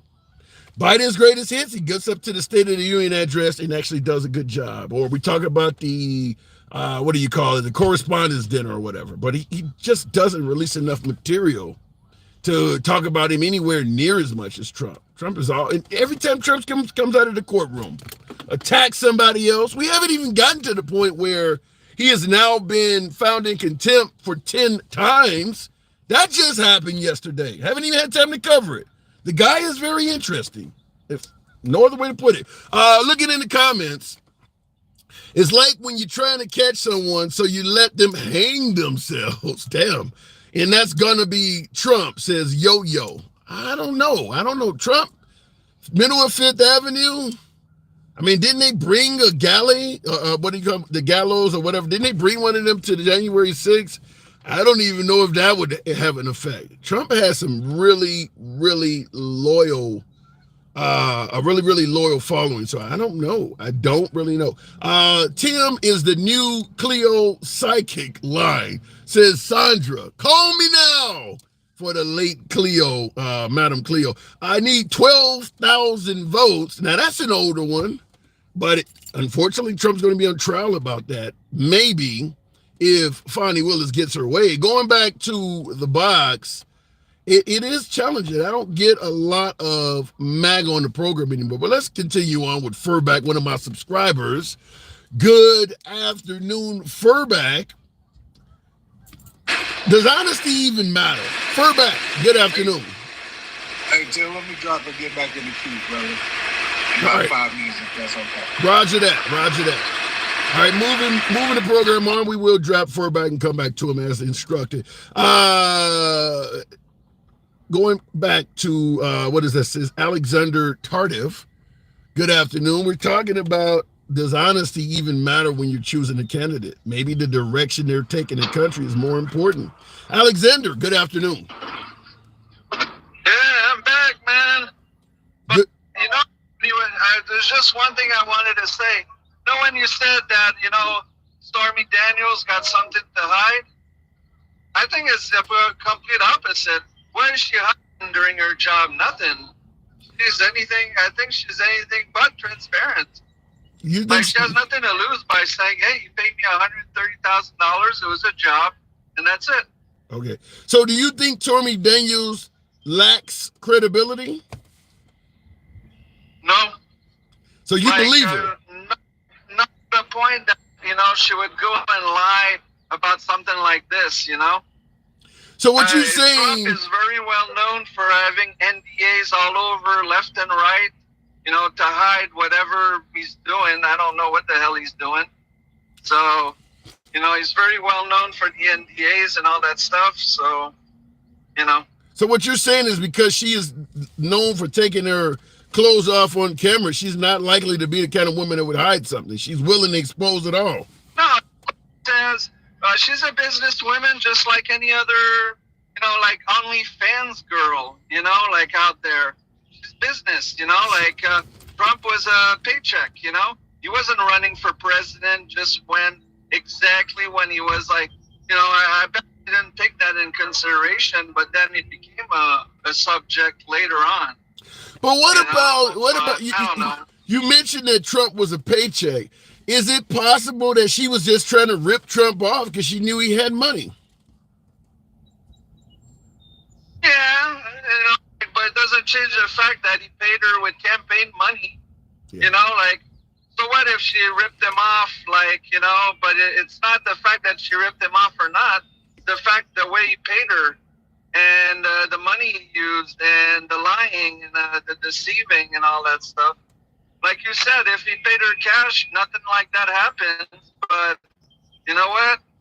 He had to do it, thinking there'd be no consequences. But when you are the president of the United States, you are under the finest comb in the world, so whatever you did in your life, it's going to come up. Yeah.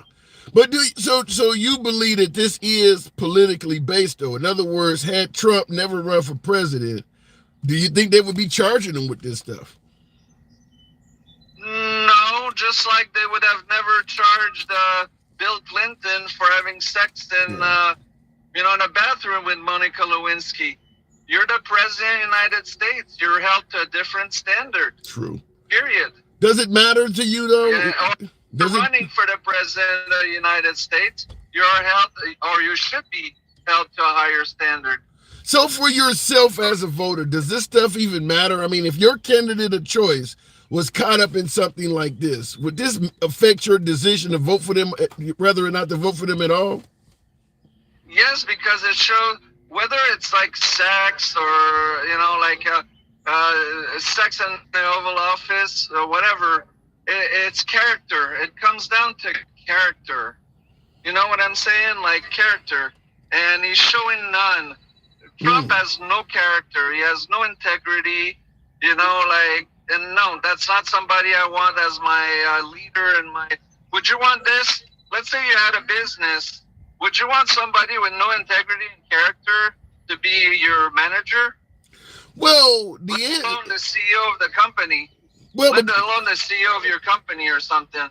Yeah, well, the answer is obviously no, but many would suggest Trump does have character, and maybe you just dislike the guy, so you're seeing that. Well, from what the greatest hits, my friend, like you were talking about the greatest hits, and to me, somebody that never takes accountability, he's always the victim, he's always the witch hunted, it's never, it's my fault, I'm sorry. I will learn from that mistake. Have you ever heard Trump say that? Ever? I've heard Bush, it's like, and that it didn't make them worse presidents or whatever.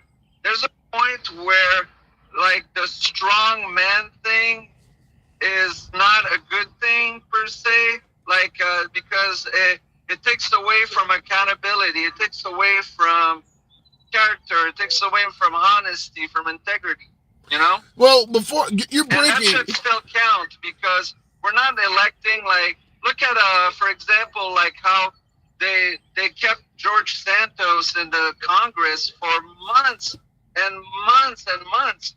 This guy was should have never made, the first step into Congress. Yeah. But they kept him, they kept him around. And now you're telling me, the same kind of person you want to put in the White House. Wow. Somebody. How do you think Biden is doing? Because on YouTube, V Pirate says we have to choose one or the other, and Biden is no choice at all. How do you think about Biden? Listen, it's not for me to put an 80-year-old man, regardless of the DRDR, in the White House. They are too old. They are too old. Biden is too old and Trump is too old. We need to get away from this, But if I have a choice between putting this man that has no character, no integrity, and Joe Biden, who's ran this country fairly well, I'm not saying he's been the greatest, but he's ran it fairly well the last 4 years. Now, in 4 years, we will have the opportunity to change the entire landscape, because we're going to have the Gen Zs that are going to become more and more involved in politics, hopefully, and we're going to have a chance to have a young president. All right, Alexandra, I'm going to have to move it on. Your signal's breaking up, but I did get your point. Thank you for coming through. And I see in the comments, Lion Cornerstone said Trump is too old. Well, how can you possibly suggest that Trump is too old when his opposition is Biden? Not only is Biden about 4 years older than Trump, many would suggest he's not mentally as competent as Trump. So if you think Trump is too old, then Biden should be above the fray, I'm going to assume, but maybe you have a difference of opinion. Looking in the comments, the white handsome, no, we wouldn't have. We're in a recession right now. They're just not calling it. Priscilla, I can't agree with that, for the simple fact that even folks on the right, the Charles Paynes of Fox News, the Neil Cavutos of Fox News, that certainly are not supporters of Biden, they're saying the economy has improved. Even the right-wing financial economists are not saying we are in a recession. Probably because they don't want to destroy their credibility by saying it. We're not in a recession right now. I don't think that's true. I don't think we're in a recession and they're trying to hide it, is what you're basically saying. In defense of President Biden, we're currently in a recession, but they don't want to ruin Biden, so they're going to lie about it. If you are a financial analyst and you're doing that, they need to out you. Looking in the comments, Tim, we are going into stagflation. I have heard that, but I also heard a couple years ago we were going into a recession too. And they stated that, well, that never happened. I'm not trying to defend Biden. It may sound like it. What I'm trying to say is that when your candidate, or better yet, when the candidate you don't like is in office, the job is to paint a grim picture. That's what we all do. Folks are suggesting if Trump gets elected, it's going to become 1860 in this country. That's the goal, is to make this person look awful. The goal to make Biden look awful is going to take away everybody's guns. He's going to allow 10-month abortions and all of this other crazy. I mean, that's the goal, but it's not true. It's not true. Are we entering stagflation? Perhaps, but I heard we were going to go into a damn depression if Biden got elected. Remember when Obama was going to get elected and Newt Gingrich said we would become socialist Greece? At the time, Hugo Chavez was still alive. Venezuela was still doing okay. They were using Greece because their country had failed. So if Obama gets elected, we're going to become socialist Greece. Gas will go up to $5 a gallon, and they're going to take away everybody's guns.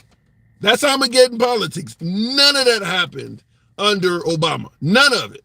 But people do believe that stuff. People do believe that.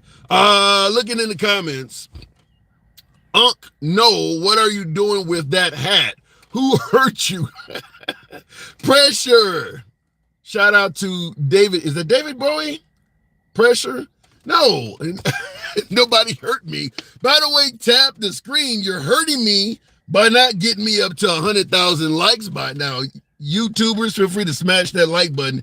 We could be at 40 if you guys would help out the program. Understand this program always will remain MAGA friendly. MAGA are my preferred guests. I don't get as many of them on TikTok, but you're always welcome. We don't block, ban, or censor anyone for their commentary. Understand that. By the way, 1 p.m. Central, Monday through Friday is when you'll find us. Monday through Friday, Central Time is when we're here. Get your boy up to 100,000 likes. Looking in the comments. Democrats have been cleaning up after after Republicans for the last 30 years, says Dre. Democrats have been cleaning up after Republicans for the last 30 years. True and not true. Depends on what type of American you are. I would tell you right off the bat, Trump's tax cuts, the ones that last forever, Democrats ain't gonna do that.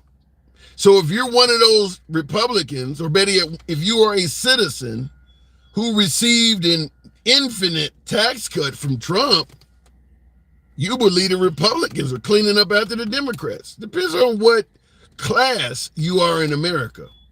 So I don't believe that the Democrats are cleaning up after Republicans. It depends on what your concerns are. I mean, Trump got you the rolling back of Roe v. Wade. That is a huge accomplishment for right-leaning Americans, traditional Americans, evangelicals. They've been trying to get that for 50 years.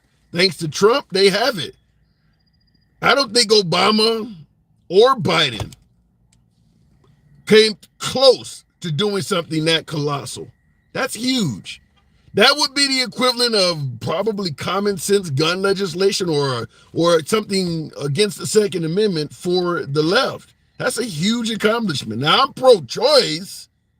I don't favor what he did, but for folks on the right, that's huge. That is huge. So Trump, for folks who say, well, he didn't accomplish anything, he accomplished what his people wanted him to do. Not only did he accomplish the rolling back of Roe v. Wade, another incredible accomplishment of President Trump, 6-3 Supreme Court majority. That'll last most of our lifetimes. for us who are probably 40 or older, that's huge. Can you imagine a liberal coming to office and being able to appoint that many liberal judges? That's a huge accomplishment. Nobody on the left has done that. So the idea that Trump didn't accomplish anything is flat out wrong. He didn't accomplish things for you, but for folks who voted for him, they favor all of that. That's huge. Looking in the comments. Obama got you health care, so you can't be denied for a pre-existing condition. And that is huge also. But folks on the right disagree. They didn't want everybody to have universal health care. It's a huge accomplishment for folks on the left. Now, Biden, I don't think Biden has accomplished anything as huge as the things Trump or Obama has accomplished, at least not yet. Maybe I'm skipping over something. You guys let me know in the comments. What am I missing?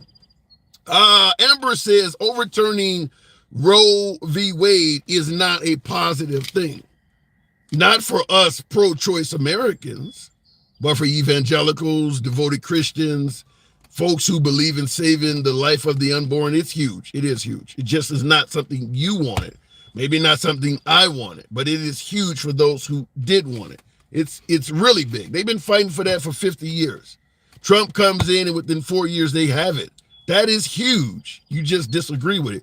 Going back to the box, we'll keep it moving. We'll try bringing back Furback. I know you had noise or something was going on in the back. That logic makes no sense, says Leslie. Yeah, it makes sense when it's something you want to happen. Then it'll make sense. Furback, good afternoon. Good afternoon, Tim. How you doing, brother? I'm doing real good. We're asking that question, does honesty in politics matter? If your candidate of choice could give you the country you wanted, but they told a few fibs here or there, would that make a difference? Depending on the degree of the fibs. But yeah, you know, I'm definitely not MAGA. But what you often hear is he tells it like it is. You know, that's seems to be an attribute that they attribute to him. He just tells it like it is. Well, seems like he tells it like he wants you to hear it. That's not exactly how it is. Yeah, in this case, humble opinion, yeah. Yeah, in this case, it seemed like he may have fudged the truth a little bit. Well, people bring up the essay and things like that. I mean, if you do a deep dive, this guy has patterns of this behavior, man. You know what I mean? I mean, there's this case, then there's the election. I mean, you can go on and on about he doesn't seem to be telling it like it is. But do you believe a guy? Do you believe a guy with infinite wealth like President Trump, who was a nice-looking guy back in the day, like I said, infinite wealth, celebrity status, properties with his name, do you think he would sexually assault a woman? Yeah. Why? Because I've never been SA'd or great. It's happened in my family. I even had family members that went to prison for it. Wow. Without being, a doctor in this field, I would say it has a lot to do with power and control. So if you tell him no, I can see that happening. You do have R. Kelly. He could probably sing a woman's drawers off, but apparently he didn't want to get it that way. Yeah. And people got their kinks, man. I mean, that might be just one of his kinks.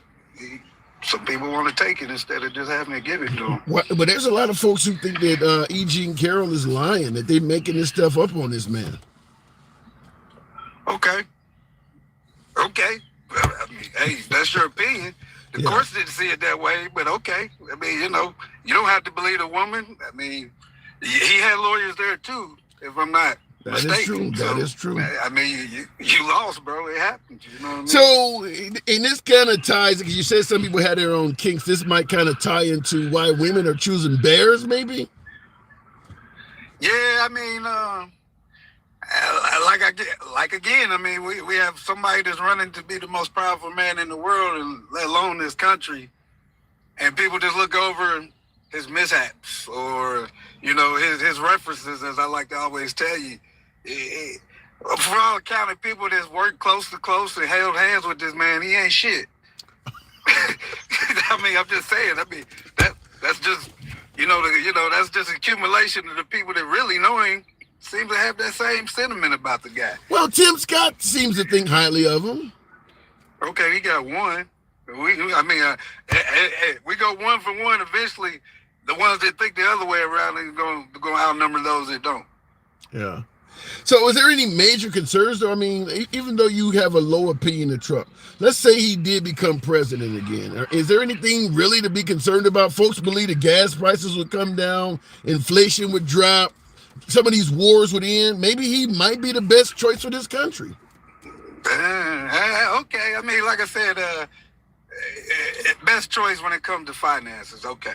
You know, I always say, I think it just see this scroll across. It's like people being bought and sold. You know, I wasn't there when slavery was happening, but it seems like people were on the auction block for cheap gas and cheap groceries. Yeah. You know, I'm infamous on this app for saying that I'll pay $15 for gas. Yeah, you did say that. You told me you'd rather pay $10 a gallon than vote Trump back in.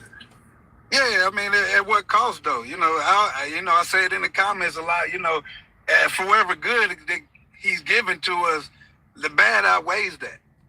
You know what I mean? What has he done that's that bad? Well, I tell you all the time, Tim, words matter, bro. Like, and they especially matter coming from the top guy. You know, a lot of people like that. Oh, he's unpredictable. He can't be controlled. Yeah, that's dangerous. That's dangerous, man. You know, I said it to you. It's remarkable to me that it's okay for him to retweet or retruth Joe bound and tied on a truck. But just think of the ramifications if that was Putin or some other world leader on the back of that truck.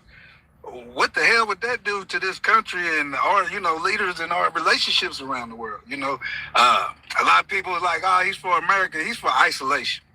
Yeah, which is not good. Well, he believes in, what do you call it, being a nationalist, being national, focusing on America and really getting out of all of the overseas involvement. Yeah, like I said, but we're too far in the game, man. The ketchup is out. You can't put it back in the bottle. Yeah, we've been this world power for almost centuries, and it costs to be the boss. That is true. I don't need to know what they're doing. Like right now, you're on a live and there's no bombs or anything flying over your head. As long as that's still happening where I live, I don't really care what they do to keep it that way. So do you feel safer as an American with Biden in office than Trump? Yes. You okay? Yes, sound like somebody, sound like machine gun fire in the background. Well, it wouldn't be unlikely where I'm at, but no, not this time, to be honest with you. All right. The trenches, as you say. Yeah. But yeah, man, I feel a lot safer with him.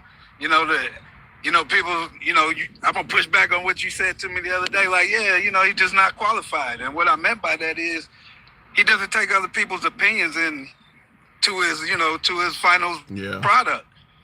And that's bad. Yeah, you was right about Elon Musk and all of them. I'm assuming that they're smart enough to be like, all right, I'm going to listen to the smart people in the room. This guy's proven to us, like I said, he has a pattern that says, fuck what you say. I'm going to do what I want to do.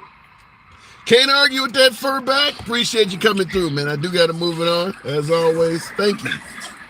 Love your show, bro. You need to be on somebody's channel, man. You good at what you do. I have a hard time getting them to just tap the damn screen, man. I'm trying to get over 100,000. These folks barely want to show your boy some love, but thank you for coming through. Crazy enough, I asked him, do you feel safer with Biden as president than Trump? He go, yeah. It sound like somebody opened fire on him. I'm like, damn. You got MAGA sitting around watching you, but it was funny. Look in the comments.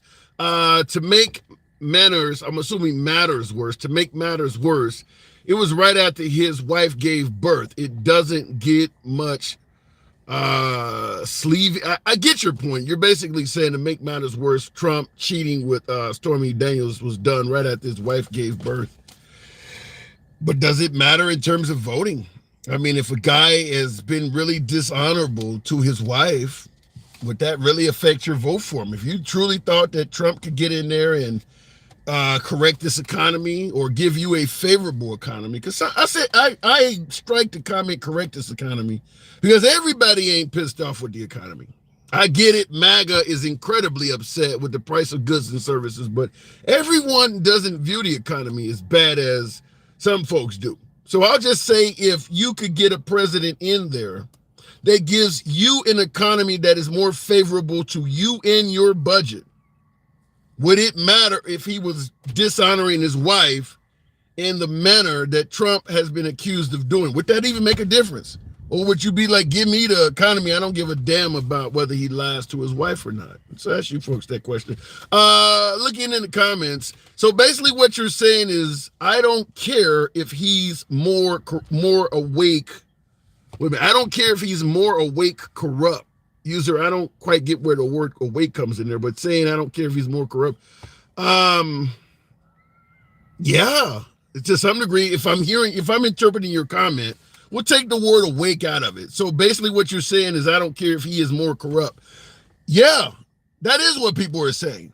Look, at the end of the day, all I care about is, I'm giving you statements that I've heard. I'm not necessarily saying this reflects the view of yours truly, but if he gives me a better economy so I can feed my family, or I'm not hearing about Israel going to war, or the Ukrainian-Russian war is not on America's doorstep, I don't care about the other stuff. Even if folks are saying he's corrupt, there's a lot of folks that are saying, yeah, I don't care about that. They believe these other issues that I just stated are so big, so detrimental to the United States and the functioning of its citizens, that they don't care about find me 11,000 votes or who did what on January 6th some 3 years ago. They don't care about that. They care about right here and now, how much they paid at the grocery store, things like that. So it depends. It depends on who you're speaking with. Looking in the comments, Graffiti Bridge, I believe that was Prince. Was that a movie by Prince or an album? Graffiti Bridge says, keep supporting your communists. Yikes. Keep supporting your communists. Who is the communists? And what are they doing that would suggest they favor communism? I mean, I'm assuming maybe it's Biden. What is Biden doing to suggest he's a communist? I'd like to know that in the comments. It was all rigged. COVID had to happen to make sure Biden got in, says Tony Stames or something. I can't see the rest of that name, but Tony with an I, by the way. Shout out to my female Republicans. I always say that. Shout out to my female MAGA in particular, because the notion is that Biden's going to win because the females are going to go liberal. I get a lot of female Republicans, female MAGA. So shout out to all of you folks. In regards to the statement, it was all rigged. COVID had to happen to make sure Biden got in. Here's what I don't get, and I've said this before I go back to the box. If all of this could happen, COVID being some type of creation to help Biden, the election being stolen to help Biden, January 6th being instigated by Antifa, Black Lives Matter to ruin Trump and once again help Biden, all of this happening while Trump is in control of the nation. If all of that's true, that all of that was done to help Biden while Trump was actually in control of the federal government, in control of the Department of Justice, in control of the military, that should show you that President Trump, if this is true, I don't buy into it, but I'm stating if that is true, that probably should be a good argument for why maybe Trump isn't the best choice in the future. Because according to that statement, they literally snatched the country from up under Trump, and he wasn't in control of a damn thing. He was literally a figurehead, a puppet, as some would say. A puppet being controlled by Biden. Trump was a puppet being controlled by Biden. Maybe he isn't the guy. If you can't control the car while you're driving, maybe you should be in the passenger seat. We are literally saying that while Trump was in the driver's seat, somebody else was controlling the movement of the car. Maybe somebody else should be in the driver's seat, if that is true. Because it doesn't make sense how the election could be stolen from up under you while you're controlling the country. And we have the belief that the liberals could do all of this stuff to Trump while he is in control of all of our nation's highest entities, If they could do all of that while he is in charge, what the hell can they do while Biden is in charge? If you believe they did all of that to Trump while he actually was running the country, why would you think he's going to win in November? The guy who stole the election from him while he was president is now in the White House, and somehow you're going to vote Trump back in office when the alleged election thief is in the White House. The federal government allegedly working for Biden, working against Trump. The DOJ allegedly working for Biden against Trump. Hell, most of the polling places allegedly working for Biden against Trump. Why the hell would you think you have a chance in November if that's true? As a citizen, you gonna vote your way around all of this? If what you're saying about Trump is true, you have to admit he has no chance in hell of getting elected again. Somewhere, some way, some of this doesn't make sense. It can't make sense. Everybody in power cheated Trump out of his rightful victory. They're all still in power. But come November, we're just going to vote our way to glory. When it didn't work the last time because they all cheated us out of power. This time it's going to work, though. And people believe that. That somehow makes sense. I don't get it. I don't, they were, it's like they were able to shoot their way into the house. Now they're in the house and they've locked and secured the fortress. They're on the roof and we're just going to run up to the door and barge our way in and we're going to be successful this time. Going back to the box, it doesn't make sense to me. Maybe other folks see it different. Continuing on with the program. Don't know what just happened there with the box, but we'll continue on with S. Friday. Good afternoon. MAGA Liars says OU812. Amazing. Hope you enjoyed eating that. S. Friday, good afternoon. What's up, brother? A question I have for you is, do you really think that no Democrat in office has ever cheated on their wife or husband? Well, we know Bill Clinton did it for sure. Okay, right. We'll get to that. But do you think there's any Congress, Senate, or there's only one president, but do you think that any of these people that y'all support on the left has ever cheated on their spouse? Yes. Right. So but you still support them. True. So, like, people are sitting here acting like this is the end of the world. Like, I don't think there's many Trump supporters that deny that Trump has cheated on his wife. That is not true. I get folks telling me all the time that Stormy Daniels is making all of that up, and it didn't happen. Nah, well, you'll never hear me say that, and I don't know. I don't doubt that Trump has ever cheated on his wife. But my thing is, had Bill Clinton not been impeached, do you think that Bill Clinton still would have had a lot of votes? Do you think people still would have tried to reelect him? Yes. Right. So that's my, like, that's why I don't understand why, it's only a big deal because Trump did it. But here's the issue, and I agree with you, certainly with your reference to Democrats and Bill Clinton, but remember, we put Trump in there because he was not a typical politician. He was going to drain the swamp.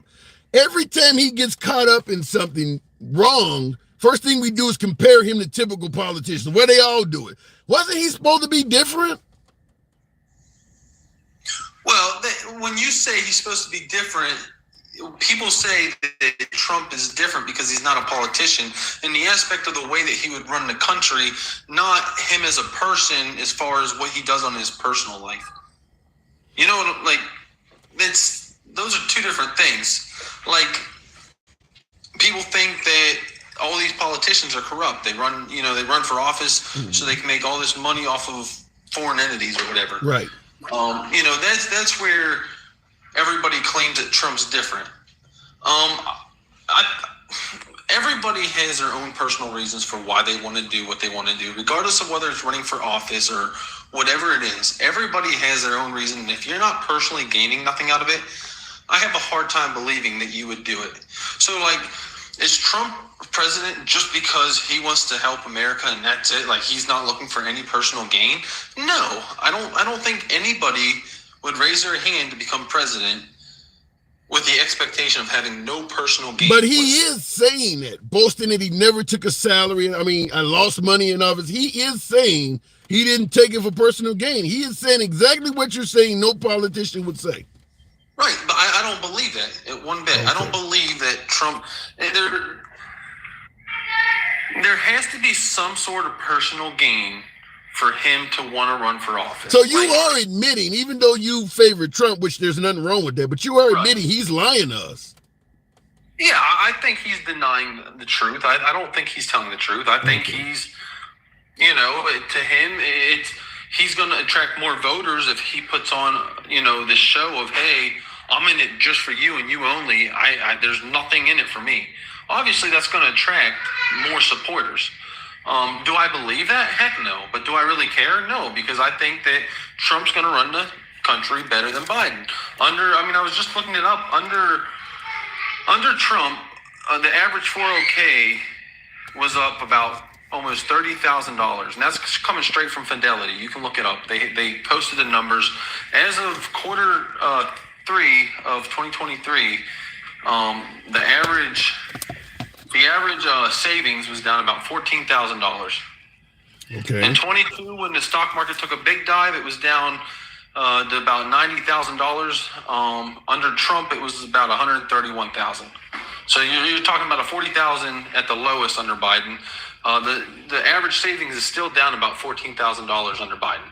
So when you say that the economy was so better under Biden, nobody can tell me how the economy was better under Biden. It wasn't better in the aspect of inflation. It wasn't better in the aspect of savings because they come out all the time and say that the average American has less money in their savings. Let me tell you why. Here's why I say that Trump was more favorable to folks who had a higher income. A lot of the metrics you're talking about, savings and 401k, that is, the higher up you go, the more that plays a part. Folks making $30,000, $40,000 a year, those metrics mean nothing to them. They may not even have a 401k. They damn sure don't have a savings. But for those folks, their actual hourly salary went up. President Biden just also made it so that you got to be making $54,000 a year come July of next year before they can put you on salary. So in other words, these companies were doing things like, if you're a assistant manager at Taco Bell where you're making $20,000, $30,000 a year, to prevent from paying you overtime, they would pay you in salary. So now you're making $20,000, $30,000, $40,000 a year at best, but you're working 60 hours a week because they got you on salary. Biden has made it so that you have to be making $54,000 a year before you can actually be put on salary. That means anybody making under 54, if they force you to work more than 8 hours a day or 40 hours a week, they got to pay you overtime. The numbers on that is 4 million Americans would now qualify for overtime that did not get it. That's stuff that benefits the lower class of people, not like my guy making 100,000. Go ahead. I'm not trying to cut you off. I want to clarify what you said, though. You said the numbers are about 4,000 people? 4 million. Oh, 4 million. Okay. 4 million. 4 million employees will now qualify for overtime when they did not used to because they were being put on salary where the employer could make them work these long-ass hours and not pay them overtime. Because of that one law, 4 million Americans now are qualifying for overtime. That's money in pockets. That is, and most likely them folks making under 54 million or 54,000 rather, they don't have the huge 401k or investments in stocks that you're talking about that were better under Trump. That's why I suggest for Trump, people with larger incomes would favor Trump. People with smaller incomes probably favor Biden.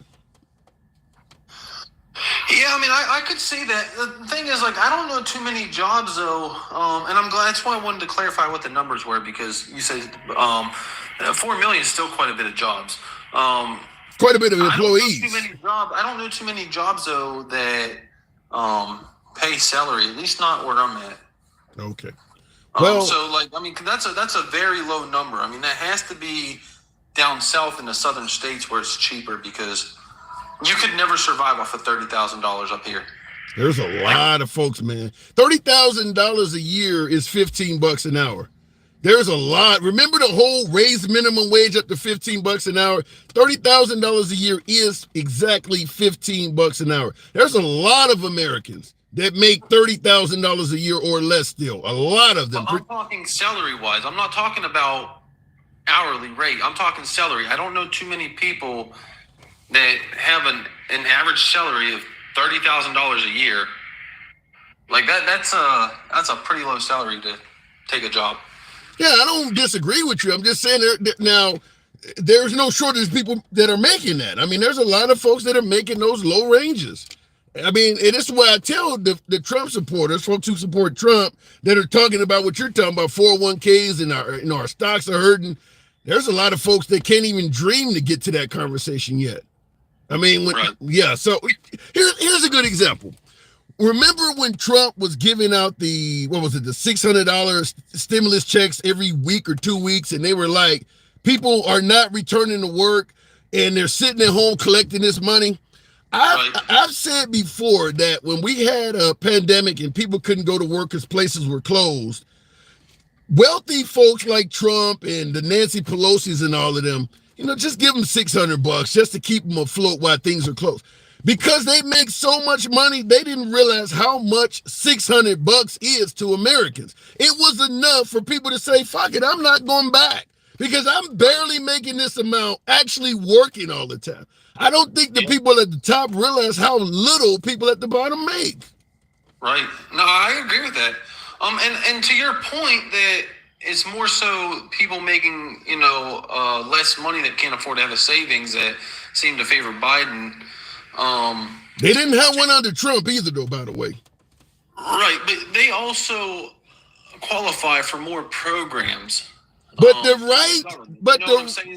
they qualify for programs, but the right are not in favor of the programs.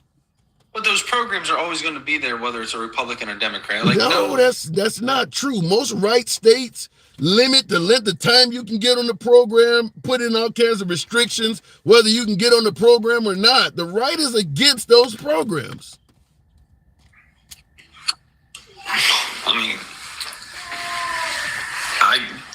The only issue I have with those programs is I think if you're on it and you're suspected of using drugs, that you should have to be drug tested. But I don't know, man. I mean, the programs have always been around as far as I can remember. Like, I've never heard of a low-income person going and applying for some sort of help through the government and not getting it. I get your point, but you would admit also the right has been fighting and speaking negatively of those programs the entire time they've been around. Like you're talking about drug testing, they're talking about immigrants on the programs, they're talking about welfare moms having babies to stay on the program. They've been against those programs the whole time.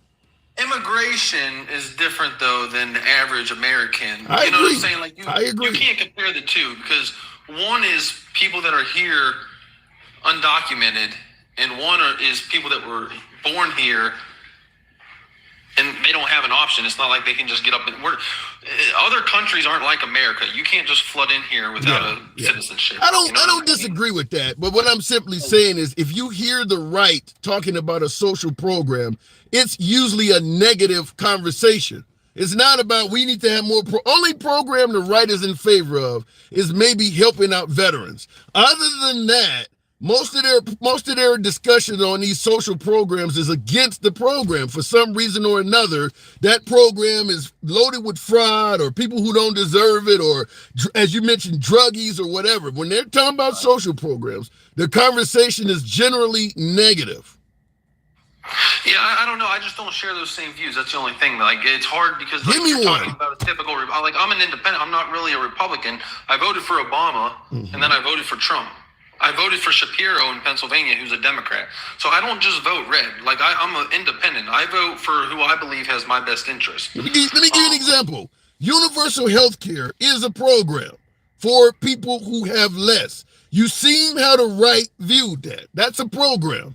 The Obamacare, the Affordable Care Act, the right was overwhelmingly against that. The universal health care? Yeah, Obamacare.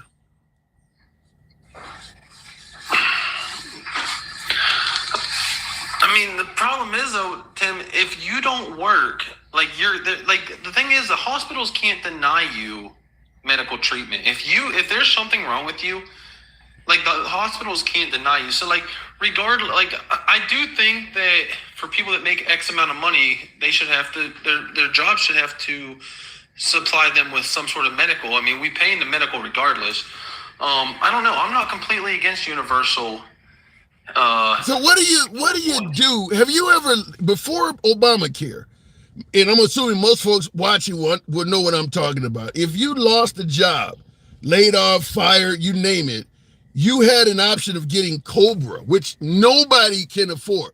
So you're talking about your job should cover it. You know most Americans no longer work at the same job for 30 years. There's all types of gaps in most of our employment history. What are people supposed to do when they're between jobs? I mean, are you saying there's no program out there? I don't know, man. Like, yeah, COBRA. Before Obamacare, COBRA was the program, which nobody can afford. I mean, I joined the military in 2011. I was in the military for 6.5 years. I got out and I do what I do now, you know. But I don't know. I mean, I wasn't. Yeah. So I don't really know. I've never been unemployed. Yeah, and that's you're in a good spot. Certainly with military coverage and things like that, you got a few benefits that the average American doesn't have. But I'm telling you, when you're in between jobs, and like I stated, nobody works at the same job for 30 years anymore. We have gaps in employment because there's no loyalty in the workforce like it used to be. You'll leave if you can make a few extra bucks, and your employer will get rid of you if automation or they can save a quarter. So people don't work at the same spot. When you're in between jobs, without Obamacare, you're uninsured. It is as simple as that. You are uninsured. Also, before Obama came along, if you got sick, diabetes or something like that, when you did get a new job, they could exclude treating you for that because you had it when you came here. So you're saying they didn't cover pre? Yeah, exactly. I do remember that being a big thing, but keep in mind I was in high school at that time. Yeah. I'm only 30 years old, Tim. Okay, fair enough. I got a few years on you. Right. So, I don't know, man. Like, I'm just living in the present right now, you know. And my thing is, I just don't understand why people are so against Trump. Like, I get it. Like, I don't like the way he talked. Like one of the guests said, words matter. Words really don't matter to me. They do to a point, but not. We've gotten so used to coddling everybody that people can't handle the truth, dude. Wait a minute. They get butthurt about it. Dude. I don't think it's the issue with Trump. I don't think is because his words are harsh and they're truthful.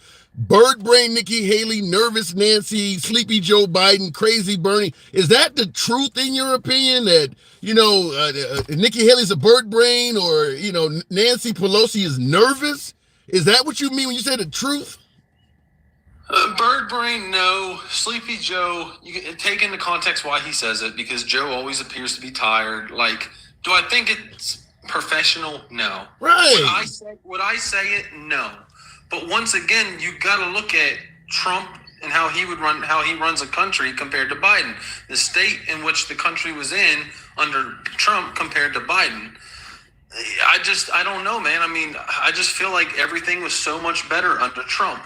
I just felt like we had more money. The inflation was nowhere near what it is What now. about the division? Folks suggest that Trump sparked off an incredible amount of division. Does that matter? Yeah, it kind of does. I don't think it was just Trump, though. I think the news played a lot, when it came to dividing the country as well. But I do think it was initiated by Trump. Yeah. You could say with the name calling, or more so, he came off trying to come off super tough. Like, I'm gonna lock Hillary up, and I'm gonna do this, and I'm gonna do without that. due process, by the way, too. You understand that? Now that he's in court, he was talking about locking Hillary Clinton up. She hadn't even had a day in court. She hadn't been convicted of anything. How can you suggest you're gonna lock somebody up without even giving them due process? Well, yeah, and also, Hillary was fined by the FEC, and no state went after her to prosecute her for, the dossier. So, like, why didn't he do it?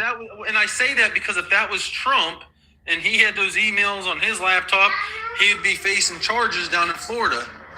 But I'm asking you that question. What happened with the with the classified information that they found in his Mar-a-Lago? What's happening? He's getting charged. But I'm asking you that question. Hillary Clinton, Trump called her crooked Hillary. All of the stuff you're talking about, the bleaching of her emails and the server and things like that.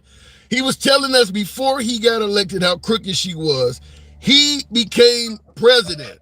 Why didn't he go after the person he clearly told us was crooked and suggesting he was going to lock her up? Why didn't he do that? Because he doesn't have the power to do so. He's not allowed to. You're telling me he can't order an investigation on her? I mean, he can, but it's up to the DOJ whether or not they're actually going to do it. Like, it's not like Trump runs a DOJ. Yeah, he does. He does. He can appoint. Trump could remove the head of the DOJ and put somebody in more favorable to doing that. What do you think he's going to do if he becomes president with all of these court cases orbiting around him still? He's going to delay these court cases till he becomes president again, and then he's going to put a DOJ leader in that is more favorable to dropping the charges. He could have had Hillary Clinton investigated. Yeah, I mean, I don't know, because look at Bill Barr. Bill Barr even admitted to, when he was the attorney general for Trump never pressured him to do anything. Trump made it hard, he said, because who was it? Who's the one that got locked up for Trump? Oh shit, that list is long. I know, there's too many to pick from. That's a long list. I can picture his face. But anyways, Bill Barr said there's no way I'm going to make him serve 3 times the length that the normal person would serve.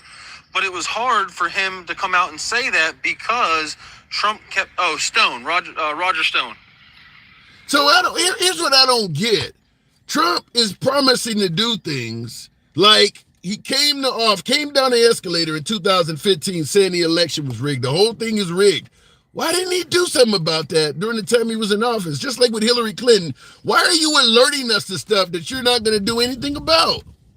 I think it's because when he's never been a politic before. He's never been in the position to do this before. So he runs on it, he says it, and then he gets in there and he learned a lot in his first 4 years. There's a lot of things I think that he thought he could just go in and do, and then when he got there, he realized, well, shoot, I can't do this. I can't do that. So what is he promising now? What is he promising right now that he ain't gonna be able to do again? Because he's still saying he's been in court. He hasn't had time. He hasn't even had time to run a campaign. He's been in court battling this whole. I gotta disagree. Trump is holding all kinds of rallies. Hell, I've been to one. He just said last week at a rally that if he wins, he's going to give the police immunity. Do you favor that? Well, I mean, you know my profession, so of course I would. You'd favor giving police immunity? Well, yeah, we need it. Why?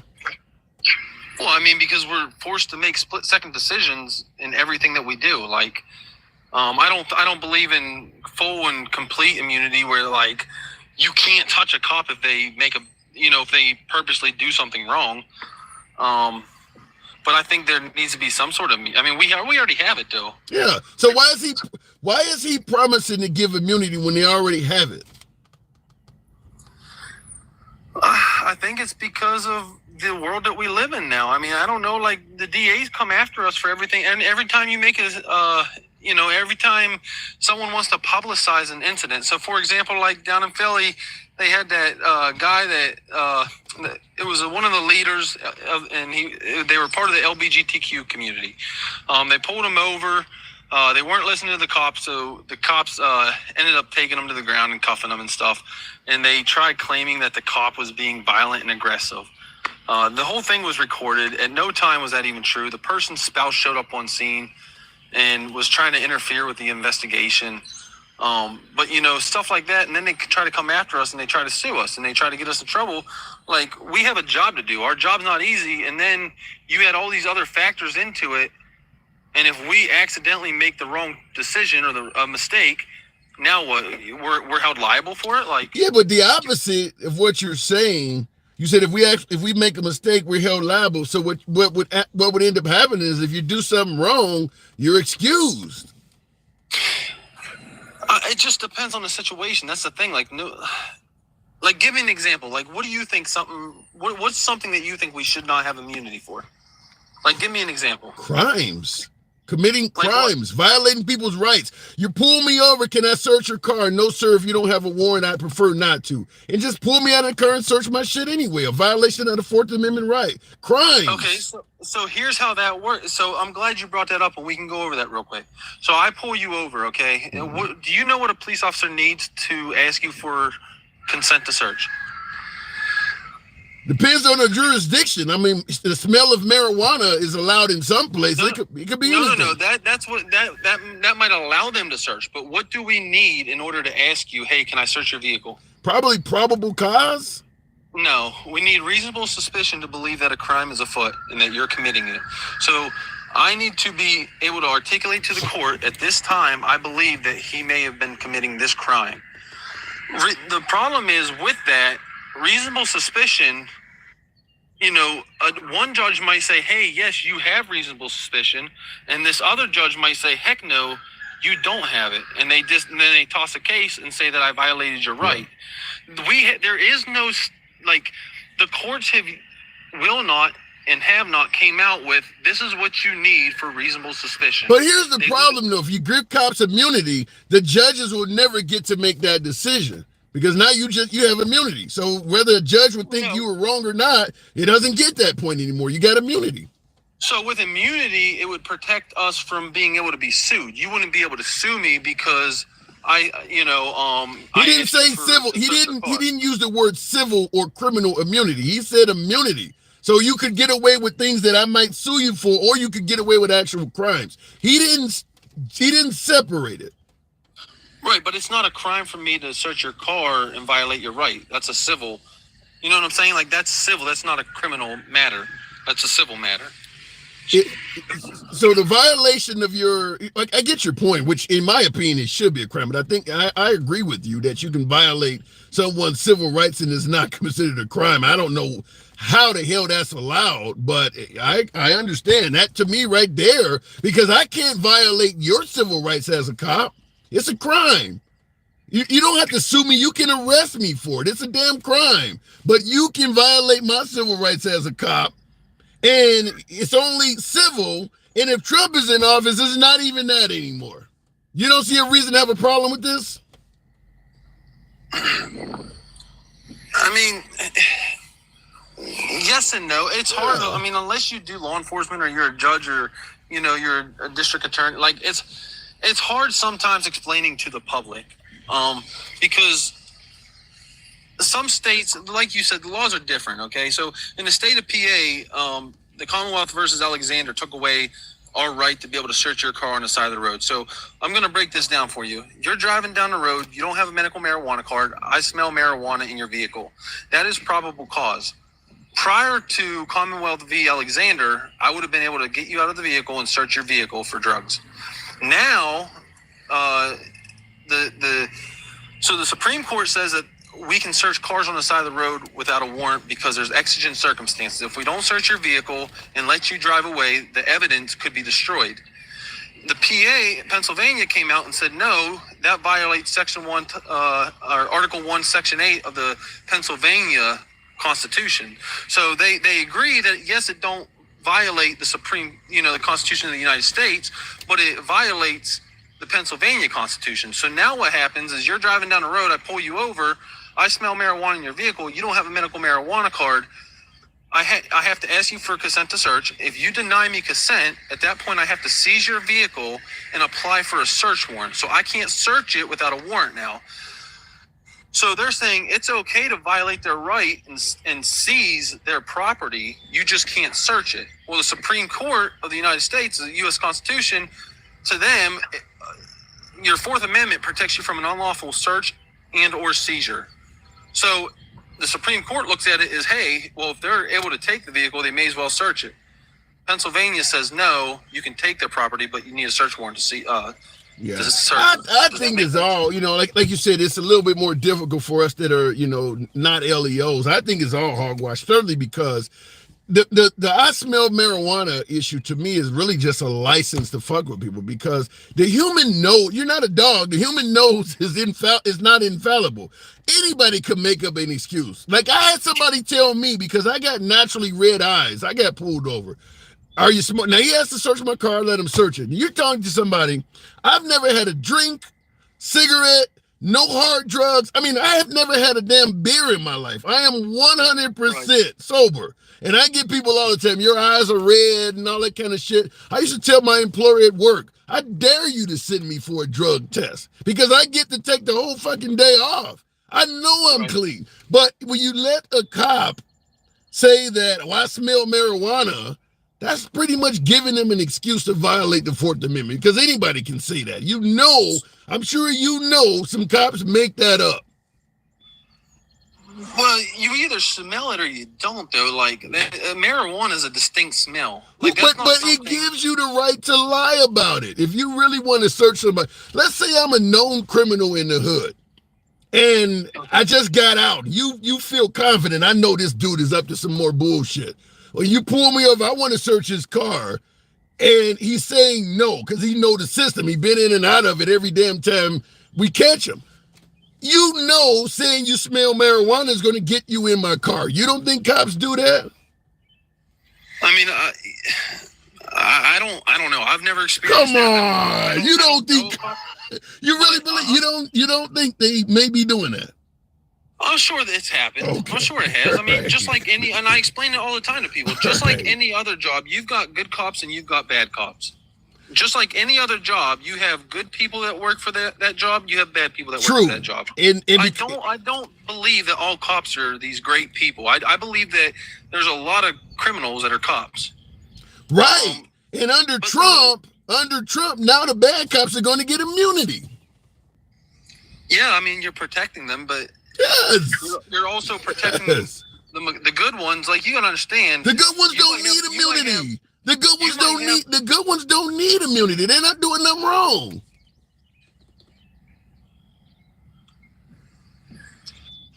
So what about this? Okay, I have you step out of the vehicle. I pull you over. Okay, I walk up to the vehicle. I see you're reaching for something. You're sticking something under your seat.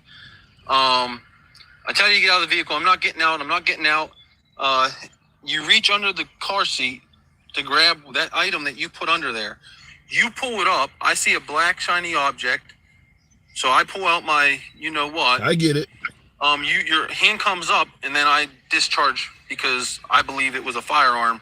It ends up being a box with drugs. I don't know. Like, I get it. I get what you're saying. And unfortunately, are you saying that I should be sent to jail? No. Or charged because of that? And I get what you're saying. And I hate seeing cases like that where Black Lives Matter come out and things like that. I mean, there is no shortage of folks getting pulled over, a lot of them black, and they're disobeying everything the police is ordering them to do. Something happens to them, and all of a sudden the cop is wrong. I can't speak negatively of you reacting that way. Unfortunately, we have a society where we believe everybody should have access to a damn gun. So everybody you pull over, you're thinking this person might have a damn gun. That's one of the negatives about the Second Amendment, is that people like you, and I'm talking about folks in your profession, not you specifically, but people in your profession now all make contact thinking this could be my last day. Because societies where everybody don't have guns, the cops don't act like that. They're not afraid of the people. But in our society, because everybody got a gun or have the right to have a gun, you guys are fearful of what people can do to you because they may have more firepower than you. I don't know what the answer to that is other than sit the hell still and don't do shit like that. But I'm not going to fault a cop in the scenario you just mentioned. Yeah, but that's the problem. So that could be a good cop that did that, and now he needs immunity so that he's not facing jail time, though. Yeah. Like, that's what I'm saying. Or do you believe that situation should go to court? No immunity is allowed, but that situation should go to court, and the judge should find him not guilty. I think anytime you got somebody accusing someone of murder, the evidence should at least be weighed. I don't think that. Okay. Yeah, I mean, because at the end of the day, there are too many cops that do wrong. I'm not saying that most cops are wrong. I believe most cops want to just do their job. But it's not a case of 99% of cops are good and only 1% are bad. There's a lot of bad cops out there. There's enough to make a difference. And when you factor in, you're dealing with the public. So during your course of a shift, you're dealing with a bunch of people. So even if it's only one bad cop on the force, he may be encountering 5 or 6 people every day on his shift, pulling people over, whatever the case. One bad cop can do a whole lot of damage because he's interacting with so many people. You don't need but one, because everybody goes home, tells their family about it. It makes the news. It's on YouTube. Even if it was 99% of cops are good and 1% is bad, one bad cop, factoring in how many interactions that person have, can do a lot of damage. Yeah, no, I agree with you. You see it all the time. I mean, you do see it. It does happen. I mean, you'll just pull up YouTube and pull up, bad cops or cop plants drugs or cops, you're going to find those videos. And they would all get immunity. I'm not denying that. It's just hard because it's easy to look at the cops and say, listen, we need to do something about these guys. They're bad people. And I know you're not saying that. But there's a lot of people that do feel that way. Just to put into perspective, in the last 4 days, I've seized 2 weapons off of people that weren't allowed to carry. And my last one was 2 days ago. I pull a dude out. The car reeks like MJ. I run him. I'm getting them out to run them through fields. Hey, do you have any weapons on you? No, sir. All right.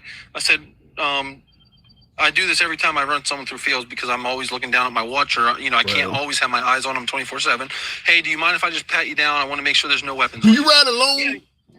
What's that? Do you ride? I do. Okay. I do. Keep going. So, no worries. So I go to pat him. I go to pat him down. Right before I pat him down, all right. He pulls his shirt up. He has a loaded pew-pew in his side. Damn. Yeah. I mean, that stuff happens, and that's what I'm saying.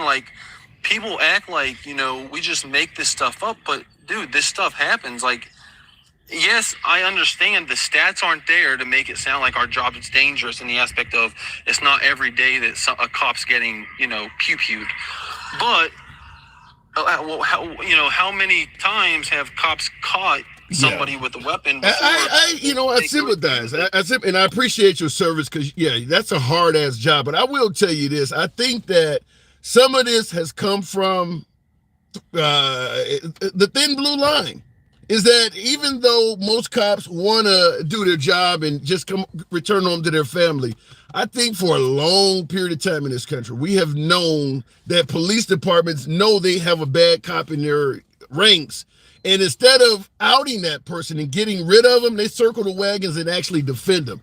If you weed out bad cops, the sentiment towards cops wouldn't be as bad. I mean, only now with body cams and all of this stuff, the onslaught of Black Lives Matter and all of this, folks with cell phones and shit, it's harder for bad cops to get away with it. But before all of that came around, the police departments were routinely protecting bad cops. And that has a lot to do with the image, is that they were not trying to get rid of these people. Right. And the issue that I see, and then I'm going to head out after this, but the issue that I see with law enforcement is a lot of times, we are trained to handle people even when they're not acting appropriate. Mm-hmm. And sometimes the thing that I see is when we have the right to use force, sometimes people take that and run with it. For example, you start to resist arrest. A lot of times you'll see that's when you start seeing police brutality because, okay, you don't want to comply. Well, then I'm going to, punch you in the head or I'm going to start slamming you. And Trump, by the way, Trump did once again recommend that cops do that. When you putting them in the car, remove the hand from the head and knock their... Trump actually recommended in front of a whole graduating police force that they do that. Yeah, I mean, I don't know. I think that's my biggest issue when it comes to police brutality. 99% of the cases where you see police brutality, it was initiated because somebody was being uncompliant, and then the cop took it too far. Absolutely, I agree with that. In those cases, I mean, was a cop justified to do what he does? He may be justified the way the law is written, but no, I don't think it's okay. I think we agree on that. I appreciate it. If you got to move on this Friday, appreciate you coming through, man. Anytime. Come on back through. Take it easy. Have a great day, You buddy. too. Stay safe out there. I don't want to see you on the news. Nah. Well, all right, man. Good talk. Good talk. Moving the program on real quick, and I do agree with a lot of what he said. It's got to be really difficult to be in law enforcement. But as I was pointing out in the middle of his conversation, is that Trump favors giving police the power to be bad. Some of the things he was pointing out, Trump certainly with the removing the hand from the head and actually telling cops to actually injure. I mean, Trump said that. That's not, media making Trump look bad or, some talking here. He actually said that. He actually said stuff. So, well, words don't matter, because I know my last guest said words don't matter. That does. That does. For people who believe that the police have gone too far, having a guy in the Oval Office suggest that police do that while simultaneously saying they should also get immunity. Nothing can go wrong with that, huh? So I just want to point that out, because that is part of the Trump-isms, that when folks say, well, the words don't matter and you guys are letting it, he's talking about cops hurting people and giving them immunity. I don't know where to go with that. And that's not taken out of context. That's what he said. Looking in the comments, encouraging bad behavior as long as it's for his benefit. Could be. I wonder how he would have liked being cuffed like that. I think Trump would like being cuffed because it would help his support grow. He wants to be mistreated or treated, not mistreated, but he wants to be